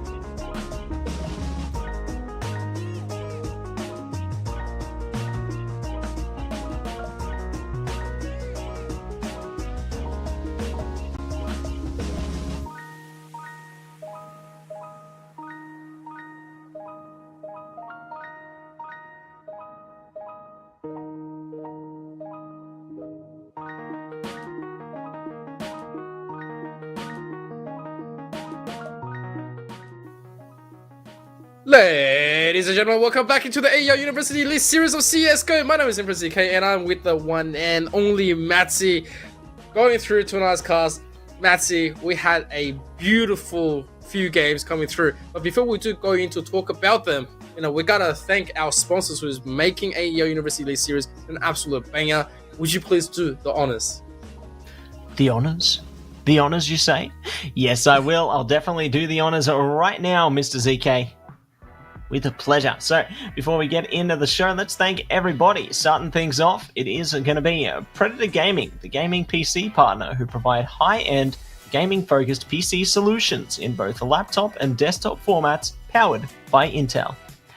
Next up, it is AOC Monitors, the gaming monitor partner who provide best-in-class monitor solutions for gaming and all other needs. Last but not least, it is Game on Cancer, the charity of choice for the AEL who fund much-needed cancer research projects. If you'd like to donate, please head to the AEL's Tiltify campaign page, and you can see on your screens there is a little QR code that you can load up into your phone or device of choice, and you can definitely get involved if you have the means to do so. Definitely encourage you to do it. It's a great campaign and definitely a great cause, to say the least there. I saw Emperor ZK getting their phone up there, so you can see Emp's getting on board. Big shout out to you, Emp. And a big shout out to our sponsors for supporting the AEL. Absolutely. With them is a possibility to keep on expanding ourselves and, to make a big esports for everyone, to grow as one, to compete as one, and just to, raise OCU to become one of the best areas around there. And so, going through it, there's the current results from today's series coming up. We do have just the ones on your board. You had the 16-9 RMIT victory dance in the beginning against SWIN, and then the reversal of USYD against UNSW, 16-14 instead of the 16-14 from last week, I believe. And what do you think about it, Matzy? Yeah, look, the results obviously looking pretty solid across the board so far. Like RMIT, I was saying at the beginning of the day, it was pretty expected that they were most likely going to continue to head in a similar direction as last week, and they've done certainly that. They played a very dominant game of Counter-Strike and continue to just elevate themselves forward. I think that they're probably going to be a favorite heading towards potentially the rest of the season here. But our second series, definitely very exciting. Like, it was really close all the way through. Definitely keen to see more from those teams. Regardless, we've got another series on our hands right now. UOM taking on AU here on Overpass. And this is what we like to see. It's an Overpass, not two of Mirage and two of Inferno. And today we're getting a variety with this live just kicking off. UOM against Adelaide University. They're getting the knives in and, of course, getting themselves in as well. But at the same time, it's going to be the 2-on-1 trying to find all the Nazis, and they will finish him off, which means that UOM gets the selection onto the side. Most likely will just be remaining onto that CT. Yeah, probably looking to stick it out there, to be honest. Like, we'll see what happens with it. I'm keen to see exactly which direction they go with it. Looks like it is just going to be pretty chilled out for the minute. They're just going to stick it out. Looking to keep the UOM players through towards that CT side there, so understandable. Good to start on that one, and are going to be leaving AU on the T side there. So, without further ado, let's get ready to rumble into this one. T's looking to pick up a little bit of armor, lots of utility. The dualies as well coming out. Love to see that. CT's just going to stick it out to an armor setup. No kit. We'll see if that comes back to bite them. It's one thing like that, and another to see the dual Berettas coming in too. A lot of free shots into the smoke. Not going to find that, but Boshiji and Macon 15 is gone. M-Chan, there we go. M-Chan. I was thinking, I'm so confused. Probably too much fight into the back. Yeah, they open this one up. Shark is going to go for the humbuff. Wow, he's going to get that one out. Give it onto the side. Dion is going to be the one to trade. It's a 2-on-3 situation. Would it be that they're going to be haunted for this one as VJack? Oh my god, VJack with a beast. Little bit of a play here. Has to start sticking. Time is ticking. We're going to be getting it.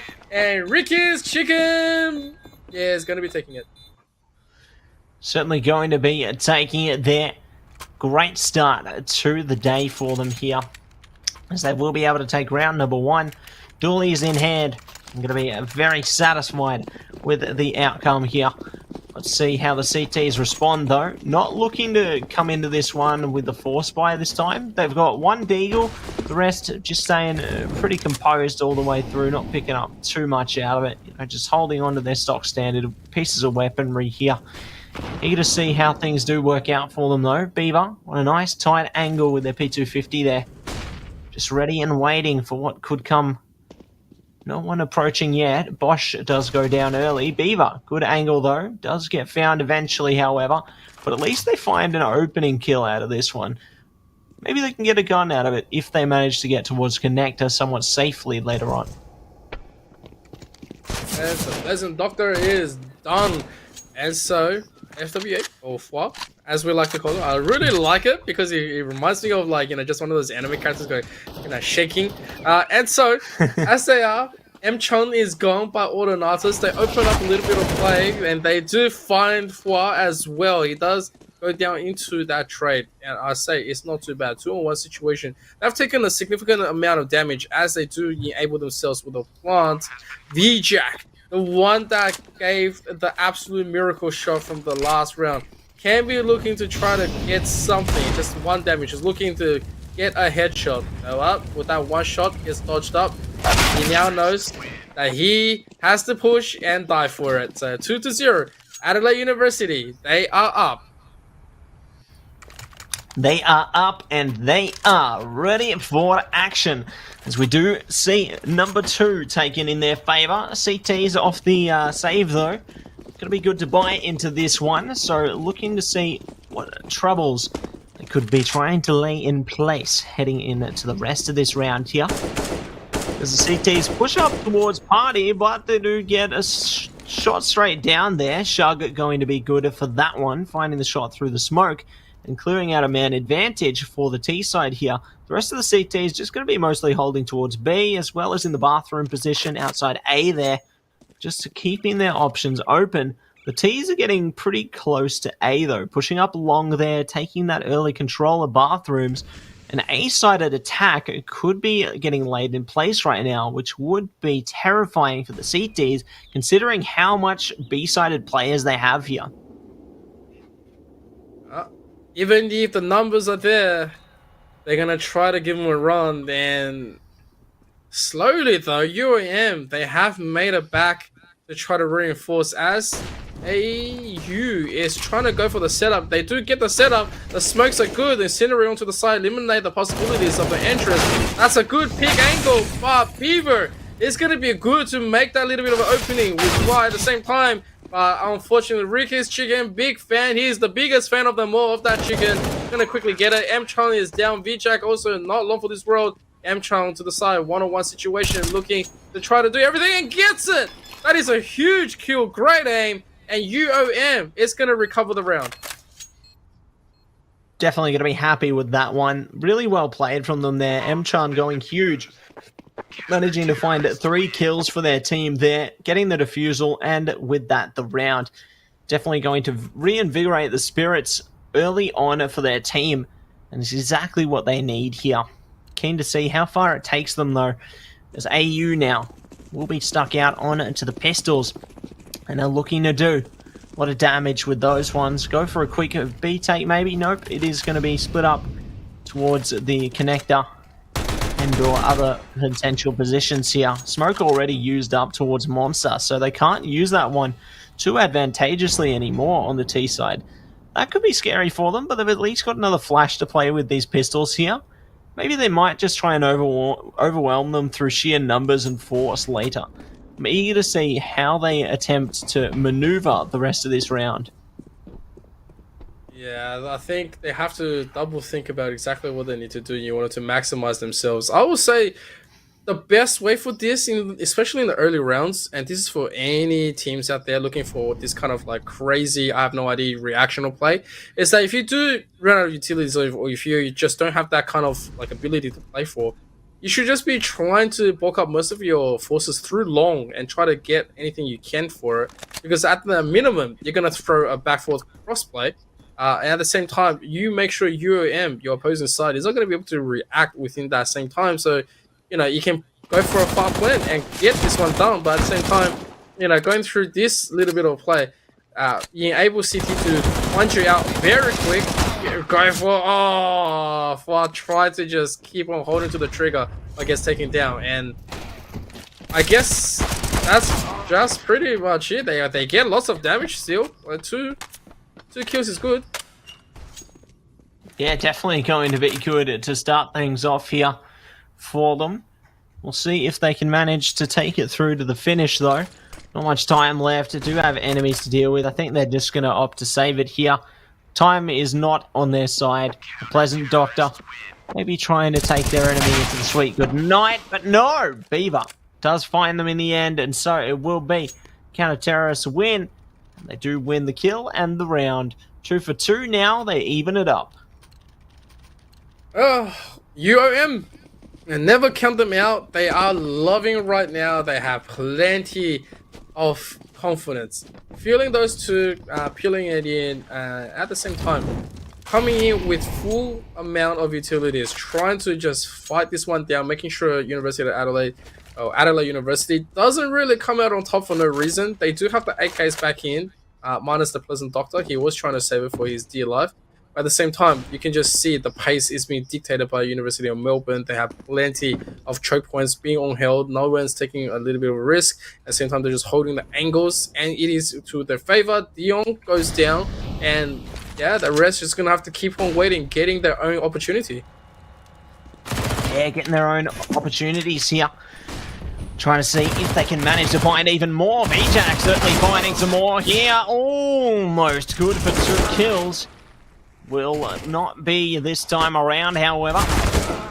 AU, potential pause coming after this round as well. They do lose another player, and a player disappears from the server temporarily.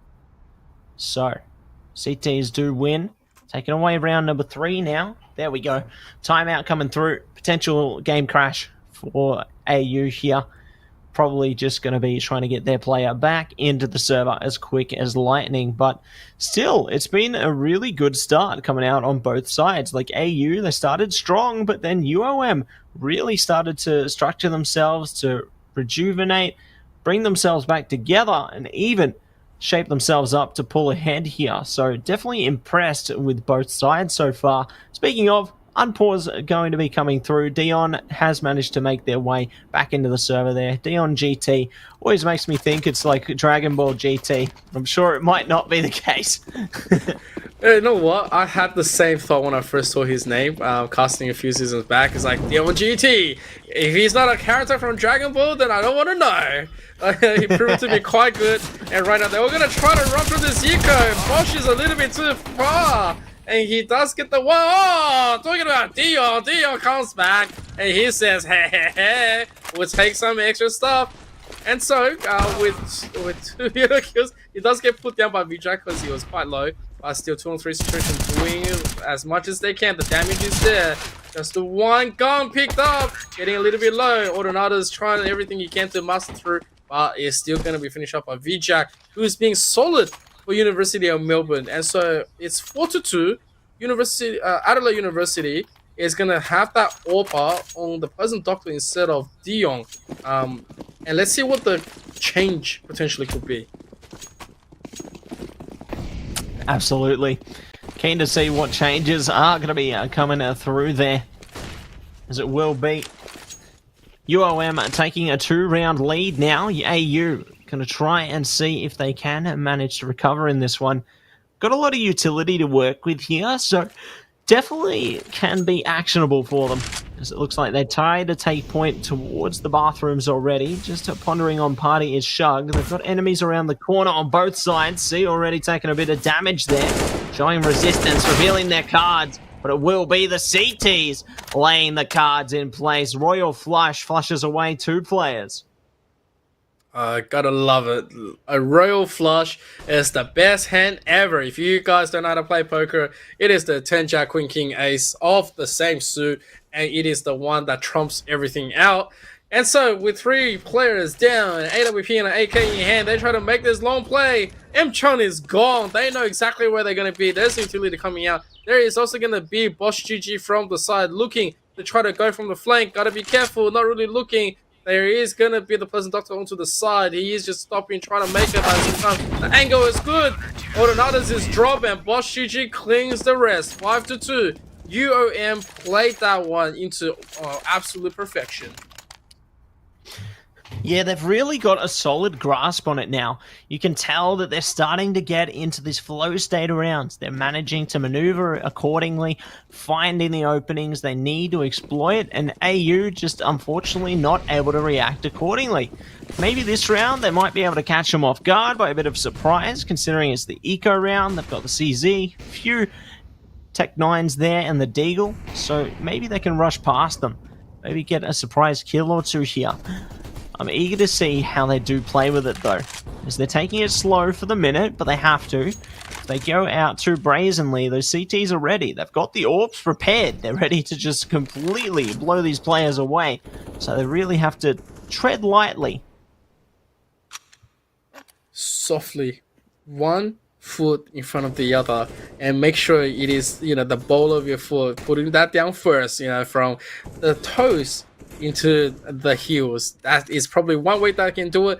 But at the same time, UOM, they probably know exactly what's going on. They got 2 AWPs onto the side.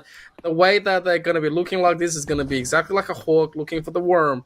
And so, if you are at Adelaide University, you absolutely have to try to bait some kind of a mistake coming in. Don't have any more util to be mucking around with, minus Ordinatas, but you do need it in order to go for a plan. And Shug gets a massive one.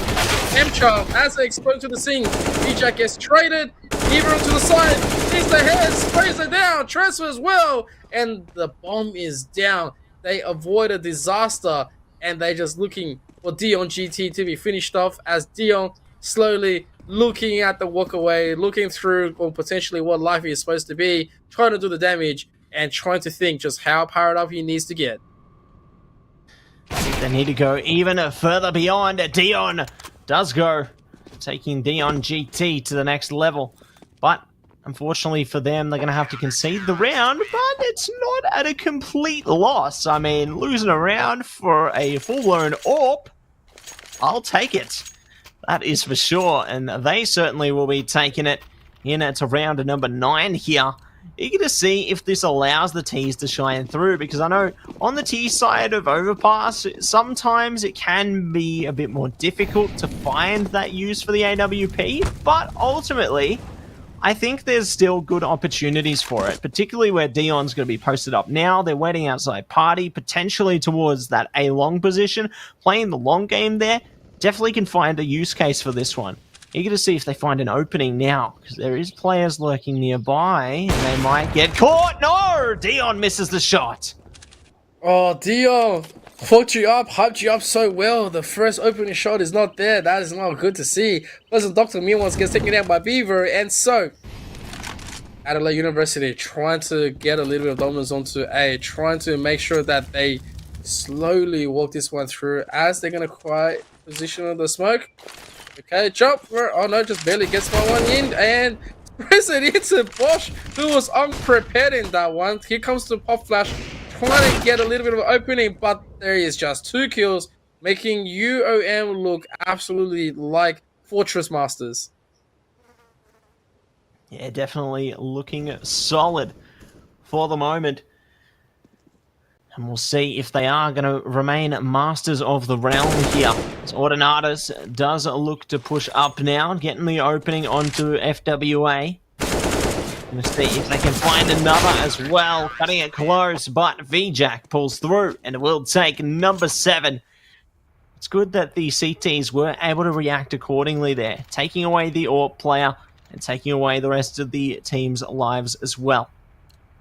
T-side and AU now, though, going to be buying up the AKs again. Looking to try and make a further attempt here, but seems that they're not met with much success, but they never give up.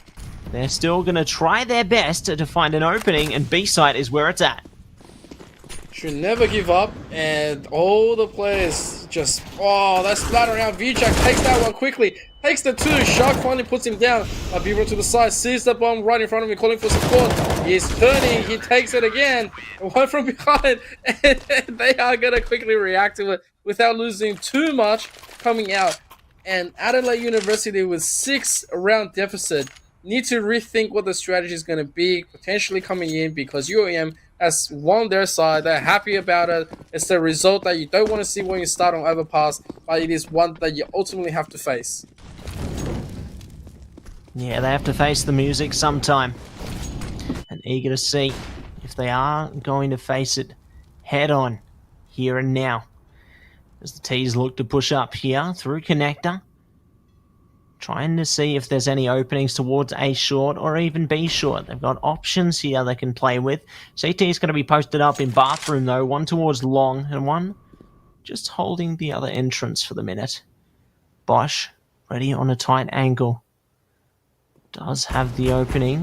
FWA getting spotted though. Good trade back from Bosch. Finding 2, but does get traded as well. The opening now going to be afforded towards the T side here. They've still got VJack to worry about on the A side though. But the T's definitely doing a great job to take that territory towards bathrooms.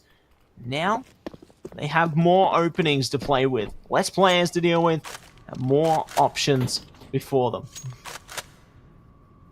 With extra options, you always want the extra opportunities, because it means that you can keep them guessing. UAM have to play that reaction where they have to leave at least one player on each side and one onto the lurk or into the defense. Seeing as just how they're watching this one through, it looks like UAM, they are still guessing. 27 seconds left on the clock, and there's a response, and there's the call right now. There's no fakes about this. VJack getting shot. He's multiple gunfire against, absolutely pinpointed by Ricky's chicken. At the same time, 2 on 3 with the site and the plant in full force. They don't have control. Trying to go up into here, and Autonatas with the smoke is going to be hiding onto the corner. And this could just be potentially what Adelaide University was looking for. Absolutely could be here. As they are holding strong for the moment. Good kill coming out from a Beaver there. And Ricky's Chicken and co will all go down. So it will be UOM deciphering this site and managing to get that defusal to take round number 9 in their favor. I can't believe that happened. I thought for sure Adelaide University, they had a very good setup. They guessed right, and they took all of that into finesse.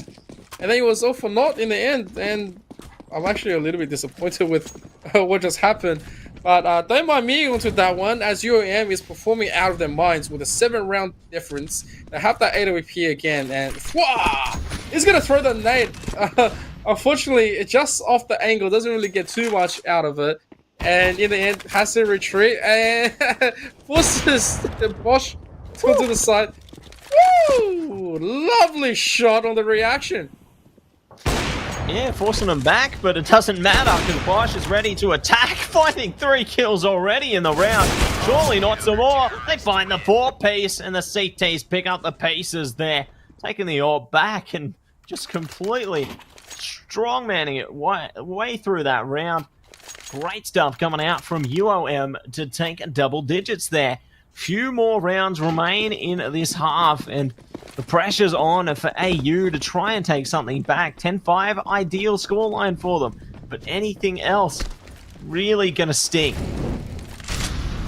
Let's hope they don't mind it, because right now UAM have them dead to rise. They have plenty of utilities. Bosch GG taking down the early kills of President Doctor. Wow! Doesn't get it. Oh man, he was in such a great position to take the head off. But Autonatas is going to avoid disaster at the same time. 4-4. And M-Chang looks up just at the right time. That could have went really bad. And he lives, and that means the threat is ever so glowing. UOM will have to keep on rolling this one in against Adelaide University, playing for that reactionary, and they're gonna keep on loving. Almost, almost, Richard. oh my heart! He did promise it. Oh, too good. Bomb going down now, though, for AU. Let's see if they are going to be able to maintain control. Mchan, great opening with the pistol there. Now looking for another one with the AWP. Shark going to be holding possession towards B short here. Smoke goes down. They force their hand. If they hear that sound, there it is. They get taken out. Great teamwork coming out from UOM there, securing them round number 11. And AU, 2 more opportunities to try and recover, but it's just seeming that their difficulties are never ending. All these problems and no way to solve them.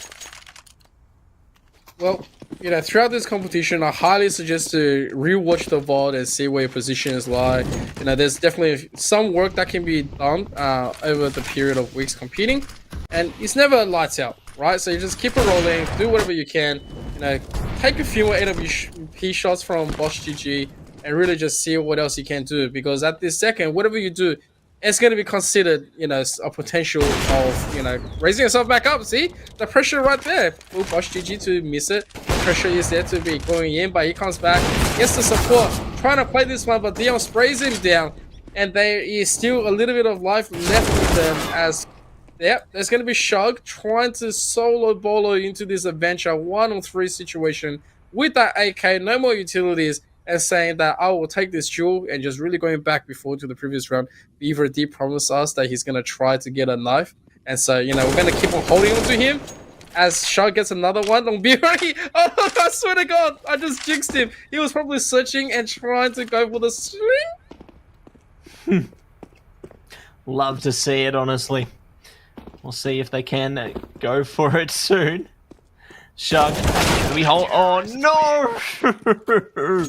Snap the trap there.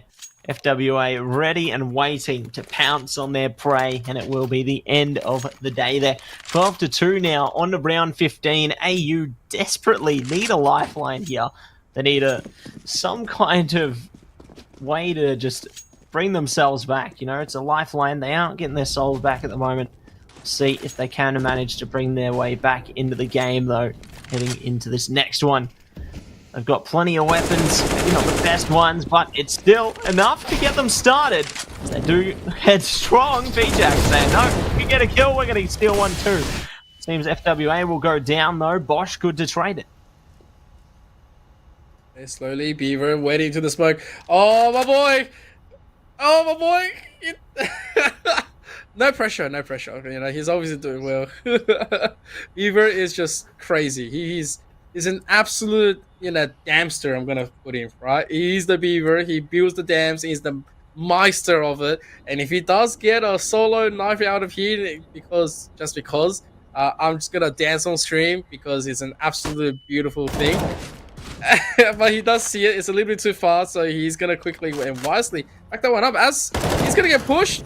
Looking, he sprays a little bit just to buy him some time, trying to make sure there's no one else coming into here. Oh my god, this is the moment.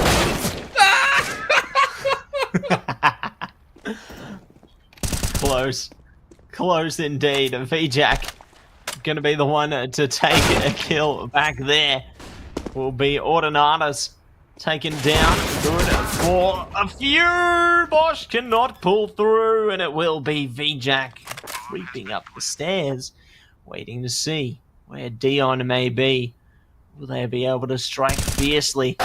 They may indeed, but no! Dion pulls through and takes round number 3 for AU, riding along the train tracks into half number 2. Choo-choo! Choo-choo! That's what I was talking about. That's it. Dion never giving up, showing us just how great of a player he is. Even with the solo adventure, he did show us just how much of a caller he can be. And so 12-3, 9 rounds deficit. Adelaide University switching onto that defense here, onto that CT, trying to get a little bit of a surprise, getting the pick, trying to get the early guns. Let's see what's going to be the one. As they've spread themselves apart a little bit, he wanted to find something, and a little bit of jewel is coming through as 2 players. Very, very low. Very low indeed. FWA going to be taken even lower now. But it will be the CTs staying on top of it, despite having significantly low HP. they do manage to stick together for the minute. One bullet going to be needed for most of them, though. Bosch may be looking to find some of the more healthy players and bring them up to scratch with the rest of their team. You know, maybe they want all of them to be like Dion. 1 HP. One shot, it's all that's needed. Or even one utility to hit them. Don't think they've got the utility to hit them with, but, you know, 1 bullet. That's all they want. Then they'll be happy. They are creeping up Monster as well as Be Short now, though. Looking to take point, and they start strong. Alright, here we go. Beaver is down, however, so it's going to be up to the 2v3. 2 players super low. Can they find it? The B-Jack is down. Doesn't find that one. There's the one. Bosch is going to quickly try to recover this one. 2 very, very low players. 1-on-1. 1-on-13. Here comes the... I was about to say fake, but, like, you know, he was just testing the waters. He goes, okay, no more fake. Here we go. Let's see. There's going to be the boost as well. Trying to leave it by surprise. And they are both missing. I think Bosch has got a really good little bit of an angle. He does. He takes that one down. And it's now up to Dion. The dream is right there. How invincible are you? Apparently very invincible indeed. Both players just trying to scope each other out. Dion's got no kit, so they are actually going to have to hurry up. Like, now. Yeah, Dion realizes, oh gosh, I need to go for this one. But time runs out, and it will be UOM taking a round back there, so 13-3 now. Definitely great for UOM. Pave their way forward. I reckon they could take 1, maybe even 2 rounds and get towards map point. I think that's going to be one of those plans that you can do, but at a university, they're going to go for the good old trust. 3 nades in your face. I mean, no fourth, but the 3. But Shug is down. And there's going to be V-Jack down for it. It's going to be just fine. But the trade is really devastating. Riggers, Jigger, he's... No. Ah! Beaver! He did it! He did it! Woo! Let's go! We love to see it. UOM with the knife. Fantastic stuff, really. Just style points all the way through. 10 out of 10 for that one. They will be able to take round number 14 confidently there. Gonna do more with it as well, but Dion will be the one to start. A great honor to the orb, finding the orb for UOM as Bosch goes bye-bye. Oh man, Beaver, man, you delivered. I danced on stream and I'll dance it again once we're done, but that was absolutely sexy. And 14-3, feeling absolutely amazing. They do lose Bosch GG, but the rest of them should be feeling quite high. At the university, they have lived through a lot of the plays, they have lived through a lot of the defeat, but they are not out just yet. They're feeling it, they got the AWP. Dion, he hears the calling, he hears the bullet, he hears the scope. He loads it up and he wants those targets. Load them up and knock them down. That's exactly what they want here for their targets. See if they are going to find a target neutralized. Good molly towards Toxic there. No one holding the angle though. Do find one on that angle. Good start from V-Jack. Going to be taken out by Ordinatus, but the T's pull ahead here. Taking it now down to 3 on 2. Bomb down as well. They know one towards Heaven. Don't know where the other is quite yet, but they can make safe assumptions as they now see utility pouring towards their position. Shug, good for 1. Gonna be shut down though. Dion still holding. All the CTs need to do now is try their best to get onto the site. The T's just need to hold position here. Don't give themselves up. It's a time game. Will they be able to figure it out? Dion finds one, looking for the second now. They don't know where they are. They do spot them, and there it is. UOM take it to map point. Oh, 12 map points to play with tonight. UOM, absolute devastating effect. They are loving themselves right now. They're patting themselves on the head. They're riding this train to victory. And on top, they have the rest of the utilities and with the buys. Everything is against Adelaide University. Adelaide University, what do you have for us? We need it right now and we want to see it right now. Let's go. Very good to see there. Let's see how things do go down. Heading in into this one. Looks like we've got the T's trying to set themselves up now. close. Good boosted angle there for Dion. M-Chan will find the opening though. Dion ready and waiting. Prey could have walked towards their position. No, they fall off. It works out. The scout, when in doubt, use the scout. Oh my gosh. Finding 2 headshots consecutively. Going to be coming into the round with a big statement. Oh, Beaver onto the side, takes out Shug. Dion's still going, we're still screaming. Give us another headshot with that scout. Show us exactly why you're here, because you are amazing at this. And right now, looking for the target, he's leaving a high 2-on-2 situation, or 3-on-2 situation. And you have M-Chan trying to clear the side. They do clear, they find it, and finally there's going to be the resistance. Right now, the Pleasant Doctor is looking through the smoke, but M-Chan to the side takes him down. And now it's up to Dion. The hopes, the dreams of Adelaide University. Looking, he's at the nest. He's looking at the flames. He's slowly descending. He's looking, he's checking, he's making sure nothing silly is going to happen, but he sees M-Chan to the side. He's going to chuck him right in front of him. It's taunting him. And that's going to be GG's. It is going to be a GG coming out there. Definitely going to be satisfied with that one. 16 rounds, looking good for UOM there. Definitely a solid stuff all the way through. And really impressed with the way that they managed to control themselves and control the pacing of that match all the way through. Like, we saw little glimmers of hope coming through from AU in moments. You know, they definitely did manage to get a few rounds in there, but unfortunately weren't able to really bring themselves back to that position to get a lot closer. Yeah, it's a really unfortunate situation where they had the beginning 2 rounds and then they, really failed to secure any more following. And then in opposite effect, the UOM effect kicked in full stride. They were able to, take advantages, take man-to-man trade, and then really just put themselves onto the winning succession plan.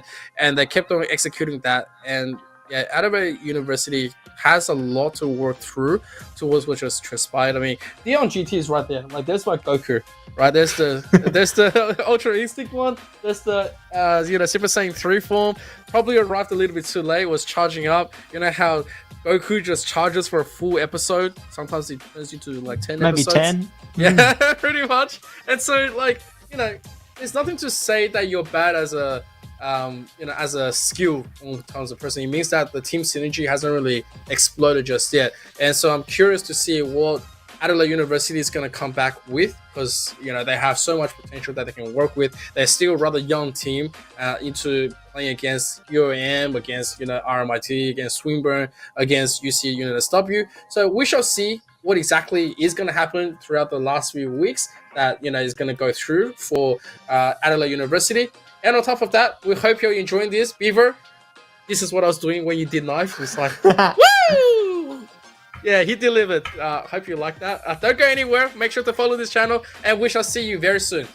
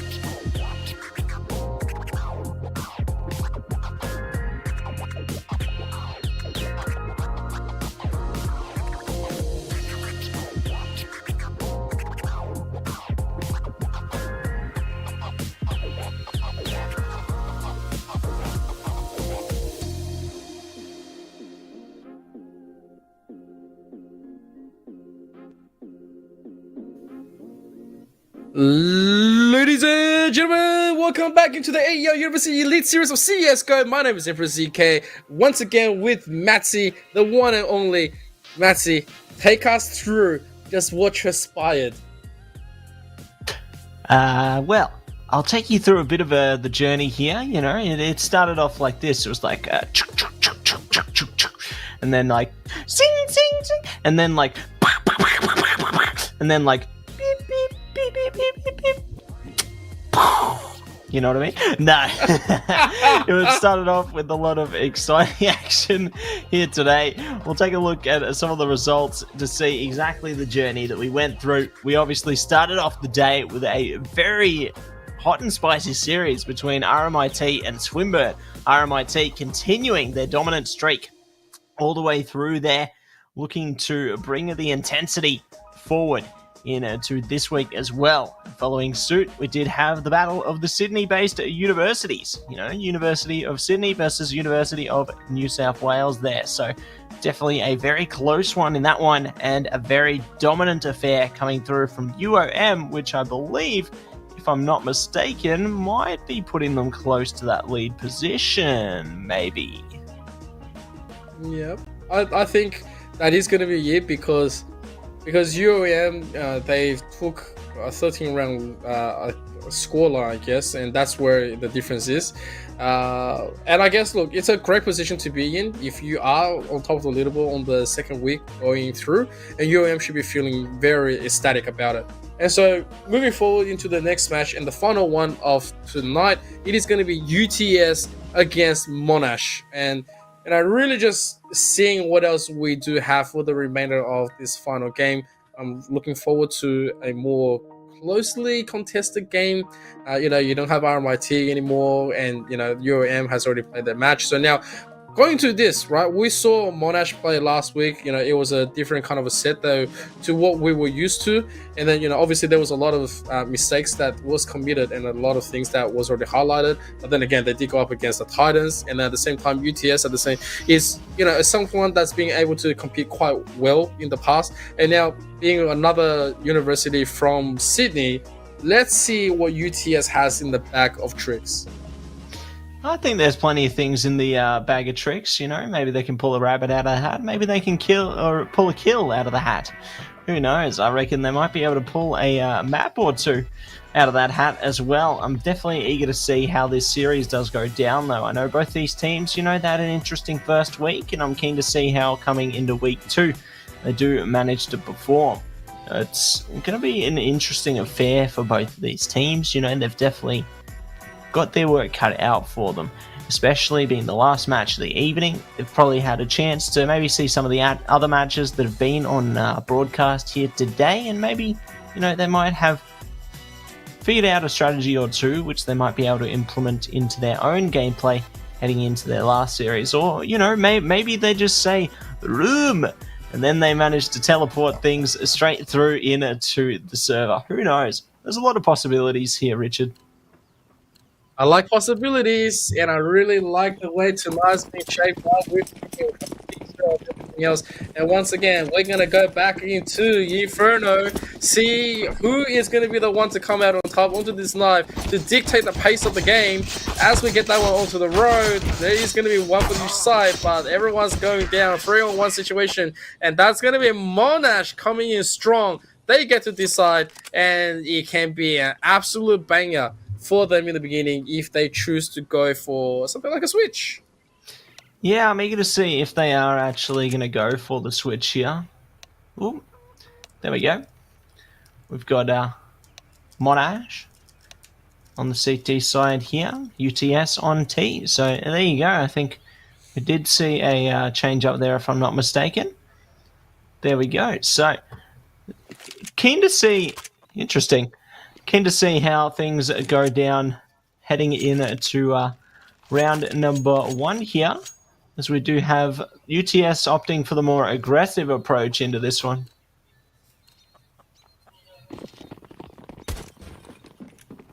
Okay, here we go. UTS getting that start onto the T side. They're going to opt to get the armor in. They do have 2 utilities to be thrown at the same time on the other side. There's all going to be armors, and they're going to get as much as they can. All of them are 150, and when you see that, it means that everyone's going to be competing without too much of anything else. And so as all 5 is going to be stacked up into the banana, the rest of Monash, they do have the split 3-2. Most of their forces are here, holding the angle. They're going to try to cut up the 1. Utility being invested. Flape is going to get the 1. Looking to trade out the res. Ditto is gone as well. That is the side for the taking. And the rest of UTS is activating. Bomb has been activated. Same too with the players here. And Kevin will be able to strike through there. Taking away another player. Their teammate's gone down though. Bye-byes. Kevin trying to stay alive. Does manage it. Banana trying to peel through from Banana. Does find a kill onto Captain Yan. And Kevin, hello, Banana is here. We'll get the spray on Banana and take away round number 1 for UTS. I swear, imagine if he named himself Banana just because of this map. So the first round they always go for Banana control. That would just be like, that would just make my day. I'll be asking him about that one. But at the same time, they do get the early ones, which means that the max is coming in full swing with the Galil to the side. Look at the utility being thrown. Ditto not feeling really good after that one. A quarter of his health dissipated right in front of him. They do have a scout and 2 nades to be thrown into the back, but this control is wide open for UTS for the taking. Yeah, it definitely is going to be wider open here. UTS ready to push up Banana now. Pressing onto the site, smoke activated on CT spawn angle. Banana does find 1 player on first orange is there. Good to take down Ditto. Looking for another one. Meng now going to be taken down with Kevin. So T's looking good so far in their approach towards the site. Still have more to play with though. Sentinel will go down as well, leaving it all up to Captain Yan. Slowly.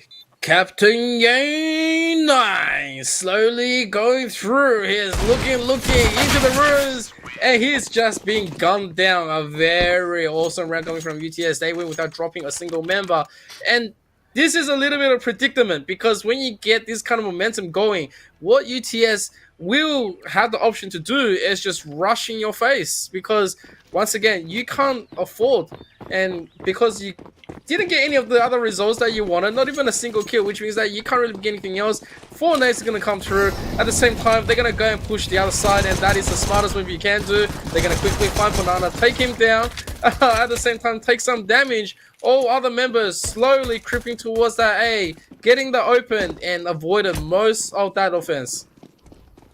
Yeah, good that they're able to avoid that kind of offense there. Just doing the best that they can here. Good hide and seek game. Not going to be won by Kevin. They play peekaboo, and Sourdough certainly sees you. Bomb will go down low towards the A site now. Captain Yan has the Mac 10 and might be able to bring something back for their teammates. Meng going to be taken out though. Good start from the T's here, really whittling them down from afar. Good to create that distance there. Captain Yan trying to stop it, but no, will be shut down with Ditto taken out by the nade. Round number 3 for UTS, and a pause to come through as well. I think that's pretty smart. When something like that happens, you don't want to be dealing with the aftermath. And so here's something that you want to be thinking about, right? Yes, you lose 3 in a row. Yes, you know, it's quite quick. You didn't get much of a result. Now you do have the ability to buy. You don't want to be riding on the same wave, because what happens now is that most of UTS members that survive onto the last round, they still ain't going to buy anything else. They're going to buy that armor, and they're just going to start gunning down with their SMGs, and they say, until you beat us in a round, this Mac is going to live with me forever. It's going to be the golden Mac. And even like the Lil in that place, they're having all sorts of success coming through. They said 2 to Banana, 1 to A, and then you know, we just keep it rolling. So prime time for Monash to try to get this one back. They do have the guns, they're affording it, and if they lose this one will have to think that a lot of things would need to change. Yes, we're going through changes here. Sourdough has no change in mind. They just rush straight down Banana and just eliminate Captain Yan there, trading out for the M4. That's going to be a happy investment. CT is not going to be anticipating that one at all. Meng now still holding the angle though, has a flashbang ready to be activated at a moment's notice. Has the teammate ready on the corner as well. Does get shut down immediately. Meng, good to trade it out twofold. Say goodbye to your B-sided approach. But the T's, they've already changed it up. They're trying to go straight towards the A site. Got a bit of fire to stop them in their tracks. Even more so, as a matter of fact. Meng already flanking. If they get the kill on a Meng here, this could be the B side open and waiting for them, but they don't know that. More smokes activated though. Still just pondering their options. The T's looking to send it towards A, however. Oh, they're setting it 1-to-1 trade right now, and Kevin swings out for Banana. Good, smart little bit of play from Meng. At the same time, there was that hesitancy coming from UTS from that incendiary not being taken out by the smoke, and so avoiding disaster barely, but also at the same time, without that kind of framework at the back, we were looking at possibility of Meng being taken into the flank, and then they just rush into that B. Nothing else to stop them. 3-to-1. UTS finally gets gunned down, shutting down a round. They have the AKs, have the utilities. Everything is in place. They can afford everything. You can't gun them down with the utilities. At the same time, Banana swings them to the logs. It's a bit of nade damage, and another little bit more. Is looking for the kill, and he does get Meng into the wallbang with a headshot. At the same time, the rest of his teammates making his way to A. They don't really know too much, and Monash hasn't really made too much of a bulge. They have invested Kevin into potentially getting that defense into the B. The bulk of UTS has yet to fully make the commitment to A. Yeah, yet to make that commitment as yet. Still just playing with their options. At least an opening kill going to be favorable for them, but there's still plenty more opportunity, and Sentinel will capitalize. Finding the opening there onto Flabe, a good start. T's are still spread apart for this minute, but they've at least got a little bit of time to play with. The time is starting to trickle down though, 50 seconds to go here. Need to figure out something sooner rather than later, and it looks like they're figuring out the B site. Kevin going to be the sole defender. Not for long though, Dito. Looking to move around. Do have an option of Captain Yan as well, just holding archers. May be able to rotate. Utility activated. That rotation could be in order soon. Flash comes through. Fire as well. Great resistance from Kevin there. Shutting down one. Looking for more. And the CTs to roam free. Well, they do manage to get taken down. Good trades coming out. Still favouring the CTs for the minute. And here we go. Rids also down for the count. Sourdough trying his best. Gets the one, but Kevin threw the little bit of an alley-oop shot. Sees the gap. He goes, whoop, all to the way to the side. And, it just sinks it in. It's just like you don't really expect it, but it just happens. Life throws you these kind of opportunities, and Monash has taken every single one of them. 3-2. And UTS right now back to the drawing board a tiny little bit. They are going to have that core power, and there's going to be a scout onto the side. Flame looking to do the damage, and Monash looks like they're finally ready to play. The early little bit of utility being thrown out here hasn't really seen Banana just yet. Got to be careful. Unfortunately, that incendiary is going to quickly push them back. It means that Banana has the advantage to go forward. Can swing out, waiting for possibility of a boost. Could be a possibility of just that flash. And that is a good flash.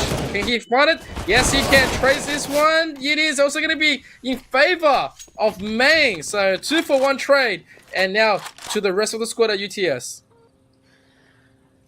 Good starter coming out there. We'll see if they can manage to bring it back here. Looking to take it nice and slow for the time being. T's just holding steady for the minute. Do have 2 smokes, 4 flashes, so they can crash into a site. They've got the scout as well there. Not too shabby. Still need to figure out a way to crack their way through though. See if they can manage to do something else. Let's see what is going to be in store here. Meng. Cut off from Banana. Still going to be able to hold steady though. The T's aren't looking at B at all. And they look at A very eagerly as they take down Sentinel to kick things off. Oh, after that, Captain Yang also goes down through the pit, and now they're searching. Kevin not looking as well. Gas flank from the side. Nothing else he can do in the situation. 1 or 3 Meng trying to go for a high, holding onto that AK with the beautiful stickers. Oh my goodness. But at the same time, back to the game. He has a lot to do. He has the defensive kit, but he doesn't have any more utilities. Takes the one. Vision is gone. Sees the other, but I think he's just going to have to call it quits. It's going to save that AK, and UTS is going to be the one to be up that round, and yeah, they should be feeling quite good. Yeah, absolutely. I feel like they're going to be feeling a lot of confidence there. feeling positive, being able to get a round back in their favor. Meng going to be feeling good as well, though. They're able to hold on to that AK, bring it forward into round number 7 as well. Definitely going to be a good boost to their team's confidence here. Meng, they've got a bit of extra cash. They might even be able to buy for some of their teammates. You know, maybe they buy some weapons here, go for a bit of a split buy. There's options there for them, absolutely. I don't know if they're going to take that route, though, because Kevin, right, they've got 4K. Maybe they do go for something here. Doesn't look like they are this time, however. Just going to dedicate everyone else to the pistols, so probably the smarter move. Just hold on to what little bit of economy they have and look to try and cultivate it in those future rounds there. I don't think that's a bad call. A good nade come through. Riz and Flav taking a little bit of damage, but Sentinel is gone. They realize the difference in firepower, and then they're going to go for the push. Just looking through the hole. Oh, could have been dangerous, but danger has been avoided. And at the same time, we are looking at Sourdough through the smoke. Gonna burn up the library. You do not get to come out of there. Go back and read some books, pick it up. It is uni time. 1 minute and 16 seconds left. It's up to Kevin to try to make a difference. He gets the 1. It's a nice trade. Wants to pick up the AK, but Flape is telling him, do not pick it up and go home with it. You touch it, you sit down with it. That's it. Absolutely. That's going to be it there. And they are going to be able to take round number 5 in their favor here. Looking good towards the T-spawn side of things at the moment. Definitely loving to see the T's just storming their way towards the front there. Going to do everything they can. CT's going to be holding steady as well, though. Good rush coming out from the T's here. Flash comes through, forcing the CT's back. Flash coming out from the CT side as well. Counter Flash 1-for-1 trade to open things up. Looking for another. Widesy gets it. Good to kick the T's ahead, and Widesy pulling through for the 3-piece, just completely smashing their way through the B site. Complete control. And even more. Widesy on for the 4-piece. Can they make it a 5th? That is going to be the question here. They're getting close. Ooh, they could get a bit too close to Sentinel right now. Widesy's HP is low. This could be dangerous. There they go. And it all comes down to Widesy, or Sentinel rather, into the 1v2. It's not too hard. 1 or 2. You can do it. Just slowly go for the gamble. Sometimes it's all about that extra oomph. But he says no. It's the couch life for me, with the books onto the side and maybe a ice mocha for the days. Despite it's winter, we're still gonna have it. It is gonna be 6-2 UTS having just a few more seconds worth of angle. That would have been enough. A fraction would have been enough as well. But at the same time, they do manage to take that round. UTS should be feeling absolutely tremendous. At the same time, Monash come out with an AK. Not the greatest utility, but they will have to make do in seeing what else they can fathom in the playbooks of UTS. Yeah, really going to have to try and figure some way through this one, as it's definitely been a bit of a tough affair, to say the least here. I'm sure they'll be able to figure something out, though. The fire comes through towards a Banana there. Sentinel, at least, are going to be able to hold on to an AK for the minute. Looking to just keep the angle towards Banana. Ooh, there we go. Elevated angle coming out for the CT, scoping out who's waiting for them. In Banana, they know at least one of them's going to be there. Might have even spotted the other as well. Good start coming out for Kevin, though. They do catch Sourdough. Might find another gun back. Maybe not. Kevin's gone. And Meng to follow. Good start coming through. The T's further solidifying it, and it all comes crashing down like dominoes. Talking about Domino's, absolutely loving it. You know, if anyone's been feeling some pizza, I know we're not sponsored by them, but it is time for them to sponsor us. Hope you're getting hungry, hope you're loving the matches, and hope you're hungry for some more. As the gun rounds come absolutely alive, there is a significant amount of lead coming from UTS onto the attacking side, but at the same time, Monash, this is the most important round. Unfortunately, the utilities is going to block the vision with Kevin. He sees a target, but he couldn't pull it at the right time. Misses it in the beginning open. And now utility-wise, he's just looking at the miner. Slowly, he's hearing the words. He's hearing the sound. He's trying to guess this one. He aims. He takes the one, but he's instantly traded at the same time. AWP is gone. His teammate is not interested to pick that one up. And the rest of UTS... This is a little bit cute, as 2 players is just marking the top of this A entry, but then yeah, the bomb is slowly making its way through, and Dito has opted to take that AWP. Yes, they have. They're looking to be Dito the Torpedo coming in to this one here. See if they can take away a kill or two with that AWP there. Just holding on to that one for the minute. T's just going to be sticking around mid for the time being, looking to play bracket control. Vision looking to be a vision ward over that sector. CTs have fallen back to the site, knowing they need to bolster their defenses now. The time's starting to get a bit tighter. If they play a too far forward, the T's might manage to slip past them. And speaking of which, considering that tight defense, the T's can go all the way to B if they want, but no. A are going to be the site to play for here. CT trying to rotate over from B as quick as lightning. One goes down already. Sentinel good to trade back though. Morning Graveyard there. Sourdough gets the kill and the site opens up. One already pressing from Library though. Does get shut down by Sourdough. Time slipping. The bomb will go down. Dito now 1 versus 2. All they have is an AWP and many dreams. Might pick up another gun, but no. Sourdough gets the job done. And it will be round number 8. Taken away by UTS, and with that, they take victory in this half. But by how many rounds will be dictated by every which round going forward. Right now, Monash has a lot to think about. They need to somehow quickly pick up some rounds. This is another eco.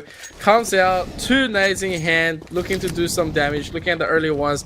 And they're going to get Banana down, which is good amount of damage through it. But at the same time, Captain Yang trying to click the head, doesn't get it. At the same time, Sentinel also gets traded at the same time. It means that this side for A is for the pushing. As desperately it seems, Monash is trying to come out of this one and fight for this side, but they know this is just pretty much gone. They have to try to come out for a surprise, which Meng does. Meng does a significant amount of job in order to get this one, but Sourdough in a great position because of no utility. There's nothing else you can do. You just have to dry pick this one through, try to get something else done. Monash has no choice. Throw your utilities and go for it. That's what I will do right now. Maybe they're listening. Dito's trying, Kevin trying as well, but try as they might, it's time to say goodnight. Sourdough pulls through with the final killing blow there, locking in round number 9 for UTS here, and further solidifying their lead, heading into round number 12 now. Luckily for Monash, they've still got a bit of cash in their pockets, can line them up with some M4s and the AWP there, alongside some great utility. They now look to try and hoist themselves forward into a solid B-sided defense. T's stacking up Banana are cut off by a wall of fire and a nade to the face. Dito looks to press up though, doesn't get the kill, misses the shots, and Ridesy pulls through to open up for 2. One more player around the corner, and Meng though. Meng finds one back, but Sourdough ready to react in time. Leaving it up to Captain Yan now. Around the corner at CT spawn. T's are prepared though. Get the bomb planted down, but so too is Ridesy, planted in the ground. Come on, let's do it, Monash. Channel Yin your inner demons, because right now you need to be absolutely ferocious ones to come out of this one. Captain Yang 9, he's looking, he's trying to get this one through, but no, there's going to be support fire. He is gone, and now up to Sentinel onto the bottom of Banana. They know exactly where he is. He is just, you know, thinking about life and what you could potentially be. Unfortunately, quite short. And so with an 8-round victory, it is now UTS's turn to absolutely take the dominance, take the control. And right now, any more rounds they get from this, it's going to be one step closer to the nail in the coffin. Absolutely. One step at a time. And we'll get closer and closer towards glory here. We'll see just how they do choose to take it, though. He's going to be the T's, still going for that Banana control. Allocating assets to apartments as well. Nice angle there from Kevin. Lovely shot of that kill there. And it will be great opening for the CT side, but it's quickly stolen back. Unfortunately, Kevin losing the AK just as fast now. Alright, 3-on-2 situation. Sentinel and Meng, the ones to do it all. They have The bullets, they are swinging. Oh, man. Barely. Only shooting the body. Nothing else he could do about it now after Sentinel. He has the AK in hand. He's slowly walking through, barely dodging that one. Doesn't see anyone near him. There is going to be at least vision to check the back, to check the flank, to make sure that nothing serious is happening. And so, as the site gets cleared by the very healthy rights, the bomb gets delivered, absolutely. And now with 40 seconds left onto the clock, it could be the worst disaster if Sentinel gets caught out into the place that he should be chilling at. It just depends, right? Because Vision is looking... he gets Vision. That's already pretty good. He's trying to run for this one. And Riot says, okay, maybe we shouldn't risk it. We'll just keep checking where he is. Maybe we will swing it. They have identified that he's trying to save. Do they want to give over an AK? I mean, they got 10k. They got 13.6, 6.7. Like, you know, possibility. Riot's just going pick onto him and just get him down to deny the AK. It's a very real thing. It is. The One Piece is real, and they're definitely going to be trying their best to keep their hands on these rounds and trying to bring themselves back here if you are on the side of Monash. 2-11 at the moment. Certainly facing their own set of difficulties, but we'll see if Monash might be able to launch a recovery in these last 2 rounds now. They have double AWP set up with the 3M4s, so they're definitely looking strong in the stance they're taking here. They need to lock in those shots, though. If the T's manage to find one over on them, it could be very difficult, but Captain Yan does at least start off with a plan, finding the opening for the CTs. This is exactly what they need. Get their first foot forward. Now they've taken 2 steps. A grand start to round number 14 here. With that being identified, though, I'm a little bit worried because it means both our AWPs was already onto the side of A. Now, I'm pretty sure they've already identified that one. Banana opens strong, but that did provide enough time for the rotation. AWP now to the back. Dito looking to try to get something. They now know where he's going to be. There's going to be the vision stuck. He's trying to buy some more time. He is burning. He slowly comes out, creeps out into the smoke. There is going to be no planters yet, but they are going to be identifying where he is. No, doesn't really see it. Banana tried his best. There's going to be stuck. Quickly douses that flame. Doesn't want to be burning to the side. Dito has already retreated back in. Dito is gone. Flame to the side. Captain Yang can't be missing. And that is a beautiful headshot. Takes him straight down. And this is a great place that you want to be. But Vision to the side. He was remaining the whole time. The bomb is being picked up. It's still being delivered. Dito is still... Oh my god. Dito finally fell. I didn't even see how he fell, but it's 2-on-2. 2-on-2, bomb maybe going down. If they get this kill on construction, they might go for it. I like the bait here, though. They don't realize Kevin's so close by. Well, now they do. Now there could be a kill or 2 coming in. Smoke comes out. They need to get the bomb down, otherwise it's a round done and dusted. Ooh, they might not need it. Nope, Kevin pulls through, takes round number 3 for Monash. And here they come. Exactly what they needed towards the end of the half here. And they are going to be pushing hard for round number 4 in round 15 as well. They are doing it. It's going to be a match paused as well. And so while we're battling this one through, it's how can I put it? It's a one-way performance train coming from the side of UTS. They've done very well. They're able to hold every angle and advantage despite losing the opening knife, and they got dictated to go into the terror side. And I'll tell you what, T side, if you have the right strat, you can do quite well, and they did. You know, they opened up the round. You know, it was very close in the beginning, and then they just kept on going with the pace. Looking at it now, 11-3, going to round 15 with such an advantage. I mean, it doesn't matter what happens now. It's all eyes upon Monash on what the response is going to be, because if their defense is like this, it's like sort of full of holes, their offense better be like the holes is coming from them. They better be the ones making them. Seriously. Yeah, they're going to need to find a way to get the shovels in their own hands and start to dig the holes themselves here. Otherwise, it could be quite a risky situation. They might have to watch out for a few pitfalls here and there, which they have had. But we'll see how things do go. And Richard, tell me some stories about the things that are happening on our screen here. Is that a milkshake or a bubble tea and some computer work here? What do you think's going on this desk right now? That desk, yeah, that's absolute bubbles onto the side, but it sort of looks like, the CS version of Hungry Jacks. I really do love it. Oh yeah, At the same time, the computer. This is my working PC, right? I'm pretty sure I started on this one. the CRT. Yeah, the CRT back in the days when I emulated my Pokemon ROMs, so definitely was playing a lot of good games. Getting back into this. The Incinerate just gets exchanged. Like, rushes forward, does not care, but he dies anyway. No. It's chaos. Oh my gosh, you're not wrong in that statement at all. The team's just taking down their enemies, taking down each other, you name it, they have done it. Crazy stuff happening all the way through here. You're going to see how things go now, though. Dino are going to be a flash down there. Does get taken down. 2v2 now towards the B site, going straight for the plant. Kevin desperately trying to rotate through CT spawn now. Do have Sentinel already taking point up construction there in Garden. Going to see if they can find an opening through this smoke here.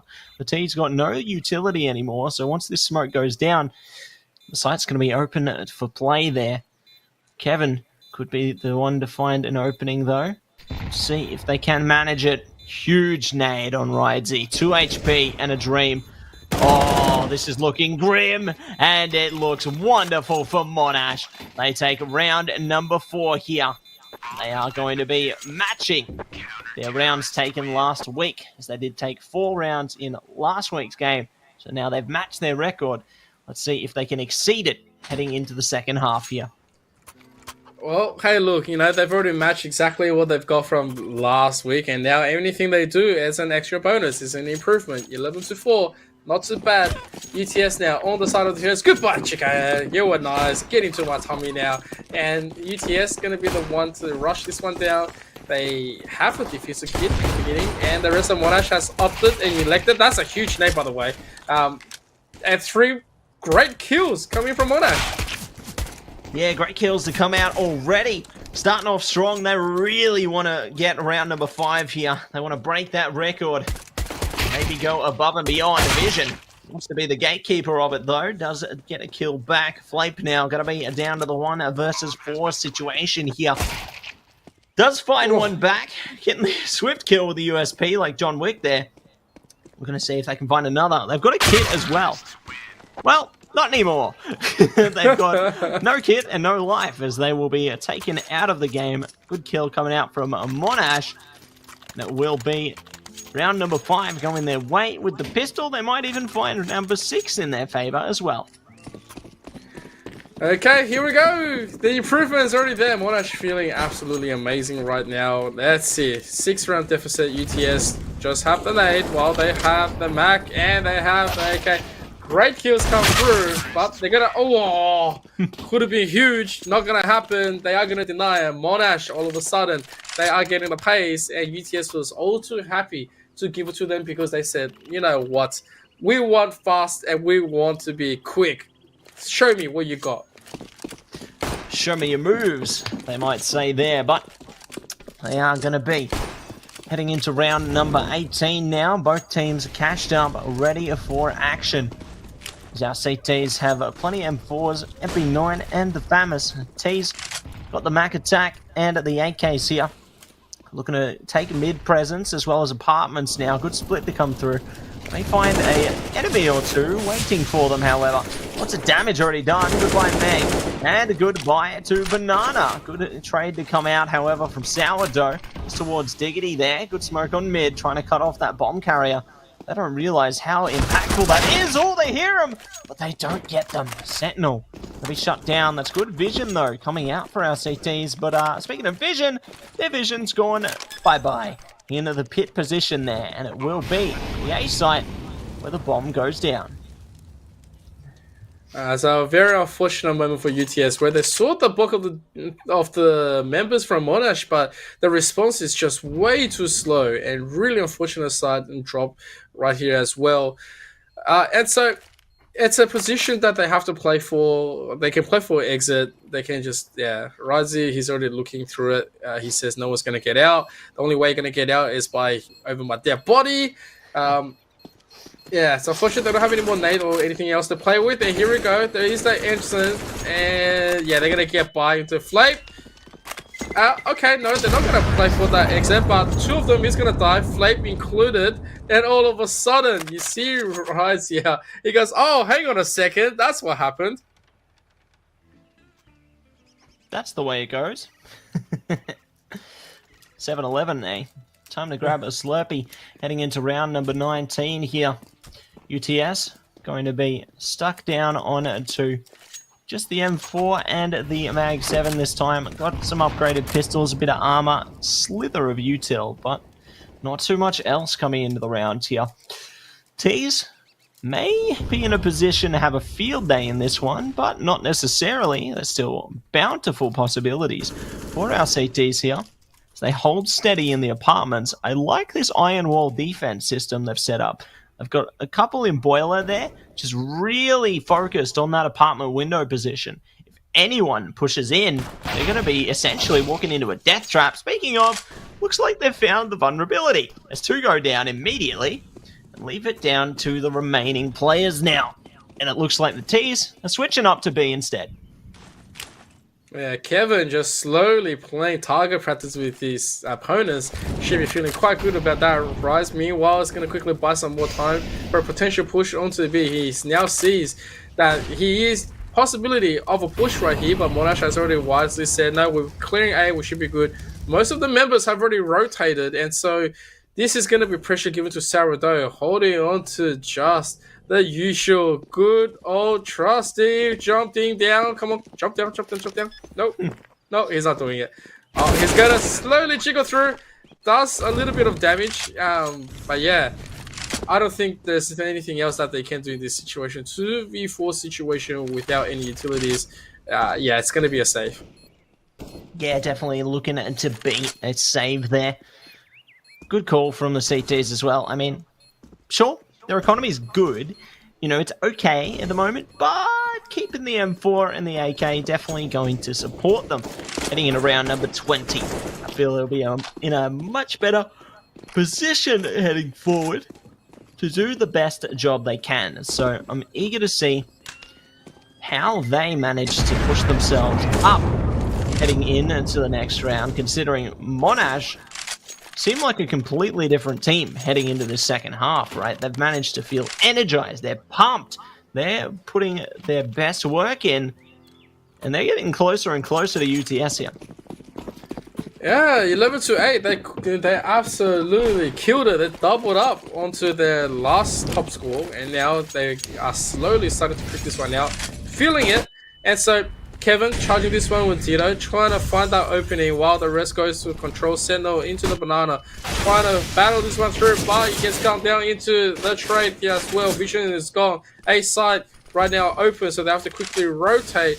Not sure exactly what's on the mind of Monash just there, as they're going to quickly go back and forth. I've really backed up what their claim is, but UTS is starting to walk very aggressively, trying to get this one through, going for the jiggle. And there's going to be the trade instead. They identify where the bomb still is, and Flape takes that one 2-1. And so it's a 3-on-2 situation where UTS has extended a little bit of a clutch onto the round. Looking good for the time being there, and they're holding their positions now as well. Waiting to see which direction the T's are pondering on heading in. They do make movements towards Banana, where I know there's only one player there in Flape, already damaged as well. It's going to be difficult for them to hold. I feel like maybe they're in a good position to take down at least one T there, but to take down both could be a bit harder here. You're going to see how Flape reacts to this, because their teammates, they can't support them on a whim. They will be able to rotate over eventually. They've got a flashbang and a bit more, you know, Cinder and stuff, but it's going to be tough here. Ooh, Flape, there we go. Utility coming out now. Ready, doesn't get them, but at least they do a bit of damage, so their teammate's going to be in a better position to go for a retake here. Fortunately, Flape will go down, though, and the bomb will too. Slowly, Kevin's getting a great position. He spots the side, And Sarado quickly exchanges, and Dito takes it. 11-9. Monash right now in an absolute great place to be rocking this one forward. Looking at the economy, they are starting to roll. This is going to be that snowball effect where Monash is starting to catch up to where UTS was. Round 21. Remember, UTS has yet to take the round.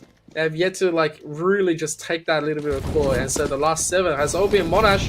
And right now with their utilities, they are going to quickly put this one through, trying to put a little bit of dominance back in to that banana. The nade exchange is great on both sides. Dito is burning. It's too slow for the response. He dies out of the logs. Invited to the Australian barbecue. Sendo is going to take one, but banana checks him onto the side. Smoke is also going to be good. No, a beautiful little bit of utility play right here. Banana jumping left, jumping right. He's trying to be that ninja, inserting back and forth, trying to find this one, and they have yet to locate where he is. Yeah, just going to be hiding away for the moment. Definitely looking solid for the time being, but we'll see how things do play out now that the T's have been forced to back out towards mid / the T stairs area, one in the T apartments even. They are starting to stack up though, so I feel like a B play could be in motion here. They've still got the flexibility to go A should they choose to though, but the B play going to be difficult considering Banana holding that close angle there with the MP9 on logs. Maybe a bit of a thorn in their side. Maybe Captain Yan might be able to use a nade to stop them though. They don't realize how close Banana is until now, however, and they find both, singling them out one after the other, completely opening up the B side and taking back the man advantage. Fantastic way to swiftly and efficiently break things open. Talking about this one right now, they see a Sarado from us trying to find everything he can. And vision is gone. Kevin's AWP work has really put the backdrop onto UTS. They haven't really found anything else that they can do about it. And Sarado, well, he's just going to remain a very Sarado right now because there's nothing they can do. UTS crumbling into that defense, and Monash absolutely taking out the shovels, digging out holes everywhere to bury UTS in. They should be very happy and pleased about this kind of result because this is not something that you can achieve easily. But Captain Yang, for everything that he has and was a symbol of, is going to give up his guy into the end. But it's fine. They are rich. It's 10-11. Ladies and gentlemen, we're going to compete for an absolute banger where Monash is looking to tie it up. Yeah, definitely looking to tie things up there, and we'll see how things do go down. Heading into round number 22 now. The AWP definitely doing some great work heading in to round number 22 here. See what does happen heading into it. Oh, Kevin getting a spot at the foot there, and it's good footy as Rydesy goes down. And it will be kill number 1, favoring Monash. Okay, and here we go. We are absolutely just doing everything we can. And, yep, absolutely. Flake is going to cap down Captain Yang at the same time. It's still brought back into this 4v4 situation. You look at it and you just kind of feel this thorn in your stomach. Is it coming? Is it going? Is it what's happening to you? Tito is being taken by Sarado. That's going to be a gun that they're going to quickly take back. A big AK. And this is already looking good. They are taking players by players. UTS coming in with absolutely nothing. Probably going to go home with a lot more. Kevin and Sentinel doing everything they can. Yeah, looking to do the very best that they can here. Trying to cover these angles. May have their work cut out for them though. They do look to push on the side. Ooh, getting close to spotting the library player. Not quite yet though. Still thinking about it, thinking, who could be on the balcony? Who could be close by?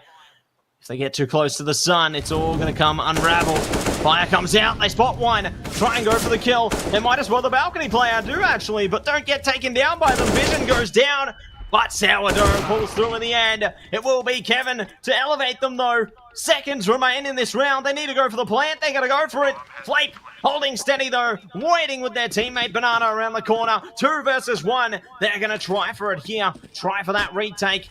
Flash comes through. Trying to get past Kevin. Now second one. Kevin finds one through the flash. Looking for the next. They're not able to get the shot quite yet. and it will be Banana peeling the site back together, and they are going to lock in the defusal and take round number 12. UTS is back. After so many in a row, UTS finally able to just breathe. I would have expected a little bit of a pause coming out from them as well, especially since so many was being given through. I want to see how much more of a commitment UTS is going to be. Right now, Kevin obviously back onto that big AOP on 28 kills. He's just having a great time inserting his own dominance, making sure that this mid is not for the taking. And with that, that opens up Monash to so much possibilities. And then with that early utilities to find that entrance. And once again, just look at that. Rise is gone. And Monash, they're just going to push through. Vision is also dead. There's nothing else you can say about it. The side is pretty much gone. And Monash already get this one. Yeah, great dominant control to take the site so quickly there. Now leaving the CTs to try and scurry to get all the biggest things out. Well, they certainly do. They take 2 kills just as quickly. And they've got bomb control. Grand fire with the incendiary as well. They're going to be able to hold onto that bomb so much longer, really pressuring the T's here. They do find a kill back and get the bomb, actually. So not all going to be too bad for them at all. Let's see how the CTs go into the retake, though. As they try and put the flash through there. Look to go for more. Good kill coming out from Meng, though. Leaving it all up to Banana now. Pushing up Diggity. Clearing the angles left and right. They find Meng. 2 more to go. Will they be able to push them? No, they won't. Stabbed in the back. Captain Yan sends them to the Shadow Realm. Yu-Gi-Oh! Dun, dun, dun.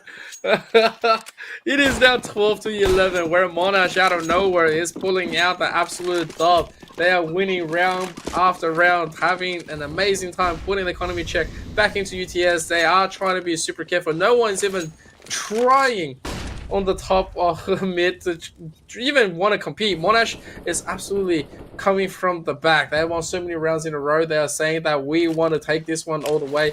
Meng gone already. Vision is going to be taking that one. He loves that. And so a little bit of a control, a little bit of a back foot for Monash, but it's not out since they hold the gun advantage.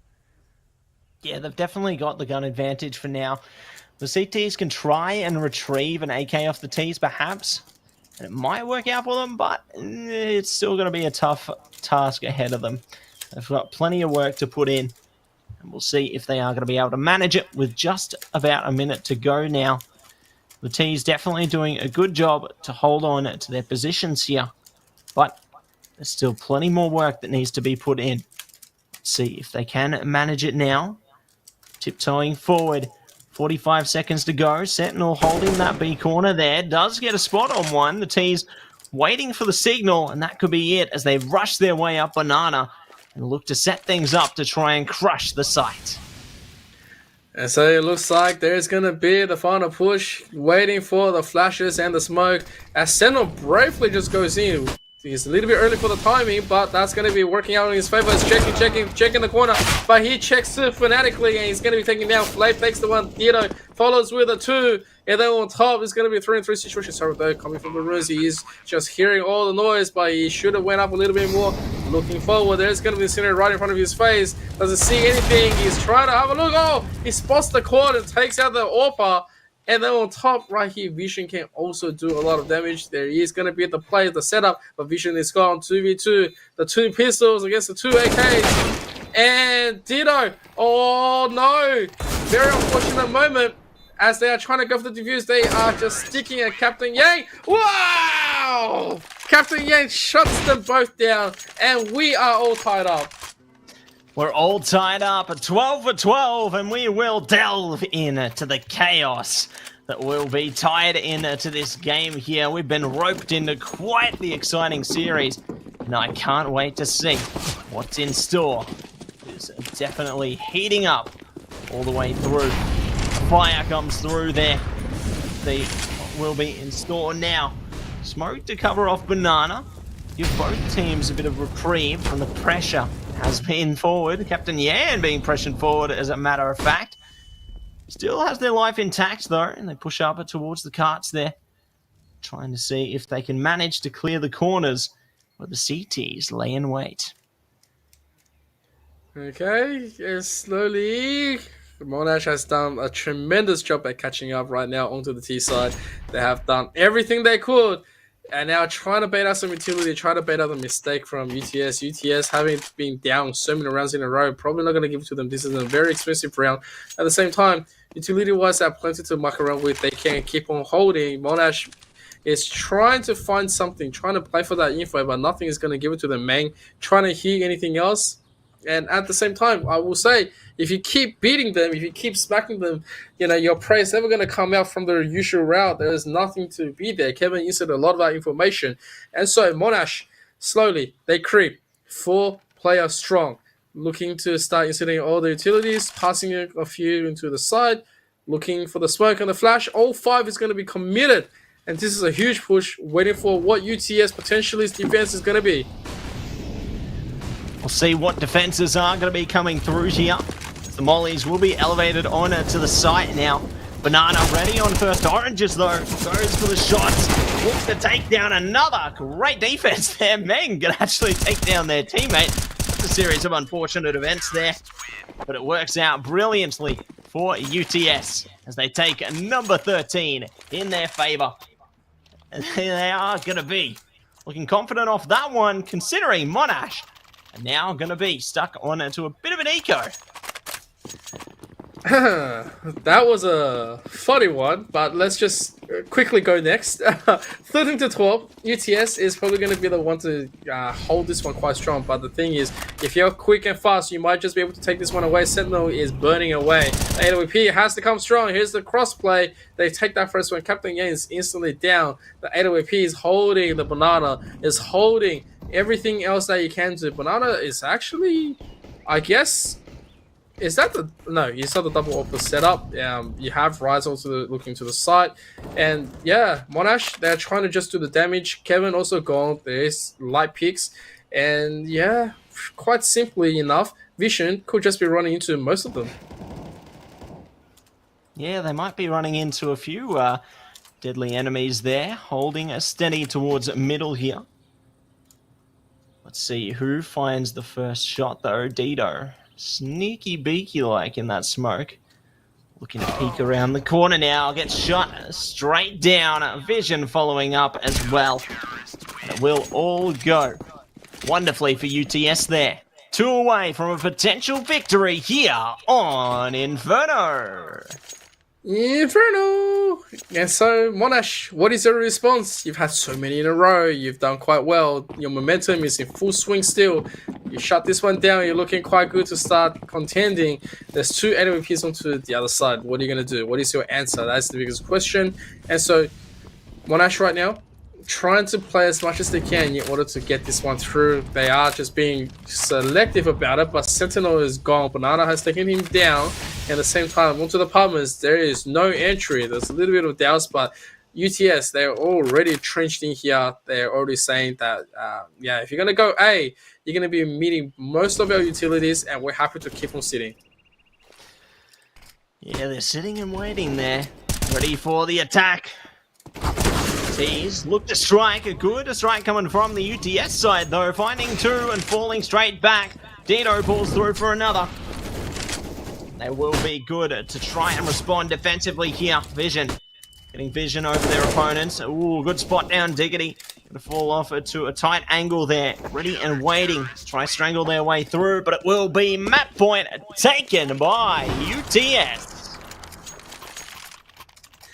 UTS right now probably sweating a little bit. There's like maybe 1 or 2 droplets onto the side saying, "Oh, nice flowers." Very nice, very fresh. Do you want some flowers, Richard? Absolutely. Every day we want some flowers. Absolutely. And so, UTS with 3 rounds advantage. They push Monash without any real guns. The economy is coming through. Sarado and Banana, they take 1 each. Sarado with another one.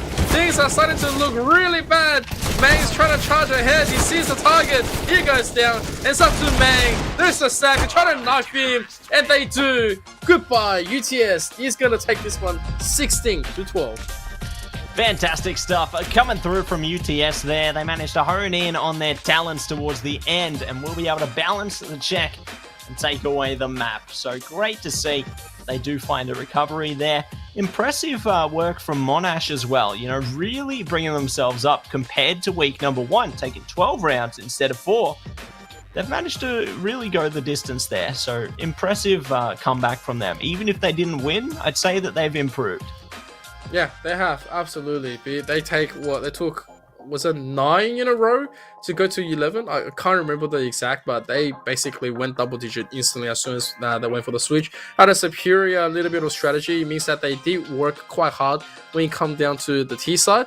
And so, you know, a massive congratulations to UTS for avoiding the real issue where Monash was starting to evolve way beyond what it is. And so, yeah, let's have a look at potentially the full result of the day, where we had all 4 teams go quite hard, and yeah, it's very impressive. Absolutely. Yeah, we can see that there were some great matches, you know, starting off with RMIT and Swinburne there. Really great and fun way to start the day off. You could tell, RMIT especially, were just having a lot of fun with it. Followed by a very tight match between the Battle of the Lions Den there.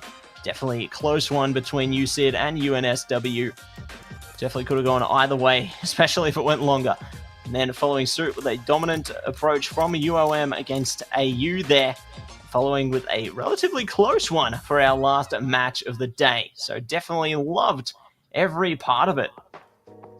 Yep, absolutely. Great games all around. And then if we go to the standings as well for the 2 weeks, you see UOM totally on top leading because of the round wins that they've had and the round that they've been leading. So really great work coming from them. And the RMIT obviously not feeling pressured at all, standing on the 2 wins as well. Round win could have been a little bit obviously more with a round lead, but yeah, it's RMIT. They're here to give us a show, so they don't really care about that. UTS onto the 3rd, followed by UNSW on the close contention. Swinburne, USYD, and Monash and AU will have to work a little bit harder onto the following ones in order to see the rest. And so, with that being said, guys, we have to quickly give another massive shout out to our sponsors for making the AEL University Elite Series happen all around. Matthew, please give us those beauty. With pleasure, Richard. I will shout out all of our wonderful sponsors here and now. First and foremost, shout out to Predator Gaming, the gaming PC partner, who provide high-end gaming-focused PC solutions in both laptop and desktop formats powered by Intel. Next up, it's AOC Monitors, the gaming monitor partner, who provide a best-in-class monitor solutions for gaming and all other needs. I've got one myself. Definitely check them out. They're great. Next up, though, it is Game On Cancer, the charity of choice for the AEL, who fund much-needed cancer research projects. If you'd like to donate, please head to the AEL's Tiltify campaign page, and you can also check it out through the QR code below me right now. Definitely encourage you to support them, as they are a really great cause. And Richard, yep, we've also got to shout out our socials. Remember to follow the AEL on all social medias at AU Esports League to stay up to date on all our activations, events, and competitions. And be sure to follow us on Twitter at Emperor_ZK and at Matsi123. Absolutely. Do start following everything, because we're always going to be back here to do a lot of the casting. And on top, if you do like Rocket League is also going to be on Wednesday night. So, if you are competing, or if you want to support a friend, or if you're just interested to see what the level of, University Elite Series is going to be like, make sure to tune in on this channel on the Wednesday night, okay? It's going to be pretty lit. And then on top, that's pretty much it. Hope you guys all had a great time. Me and Matsi really enjoyed ourselves throughout this, cast with 4 beautiful games. We thank the production, we thank the observers, and we thank everyone else that has, obviously come in to have a great time with all of us, just beaming down onto the Twitch chat. I see you guys, and I love you all. Make sure to come back very soon on the Wednesday, and then follow us again on the next Monday, and we will present another beautiful night. But for now, it is time to say goodbye.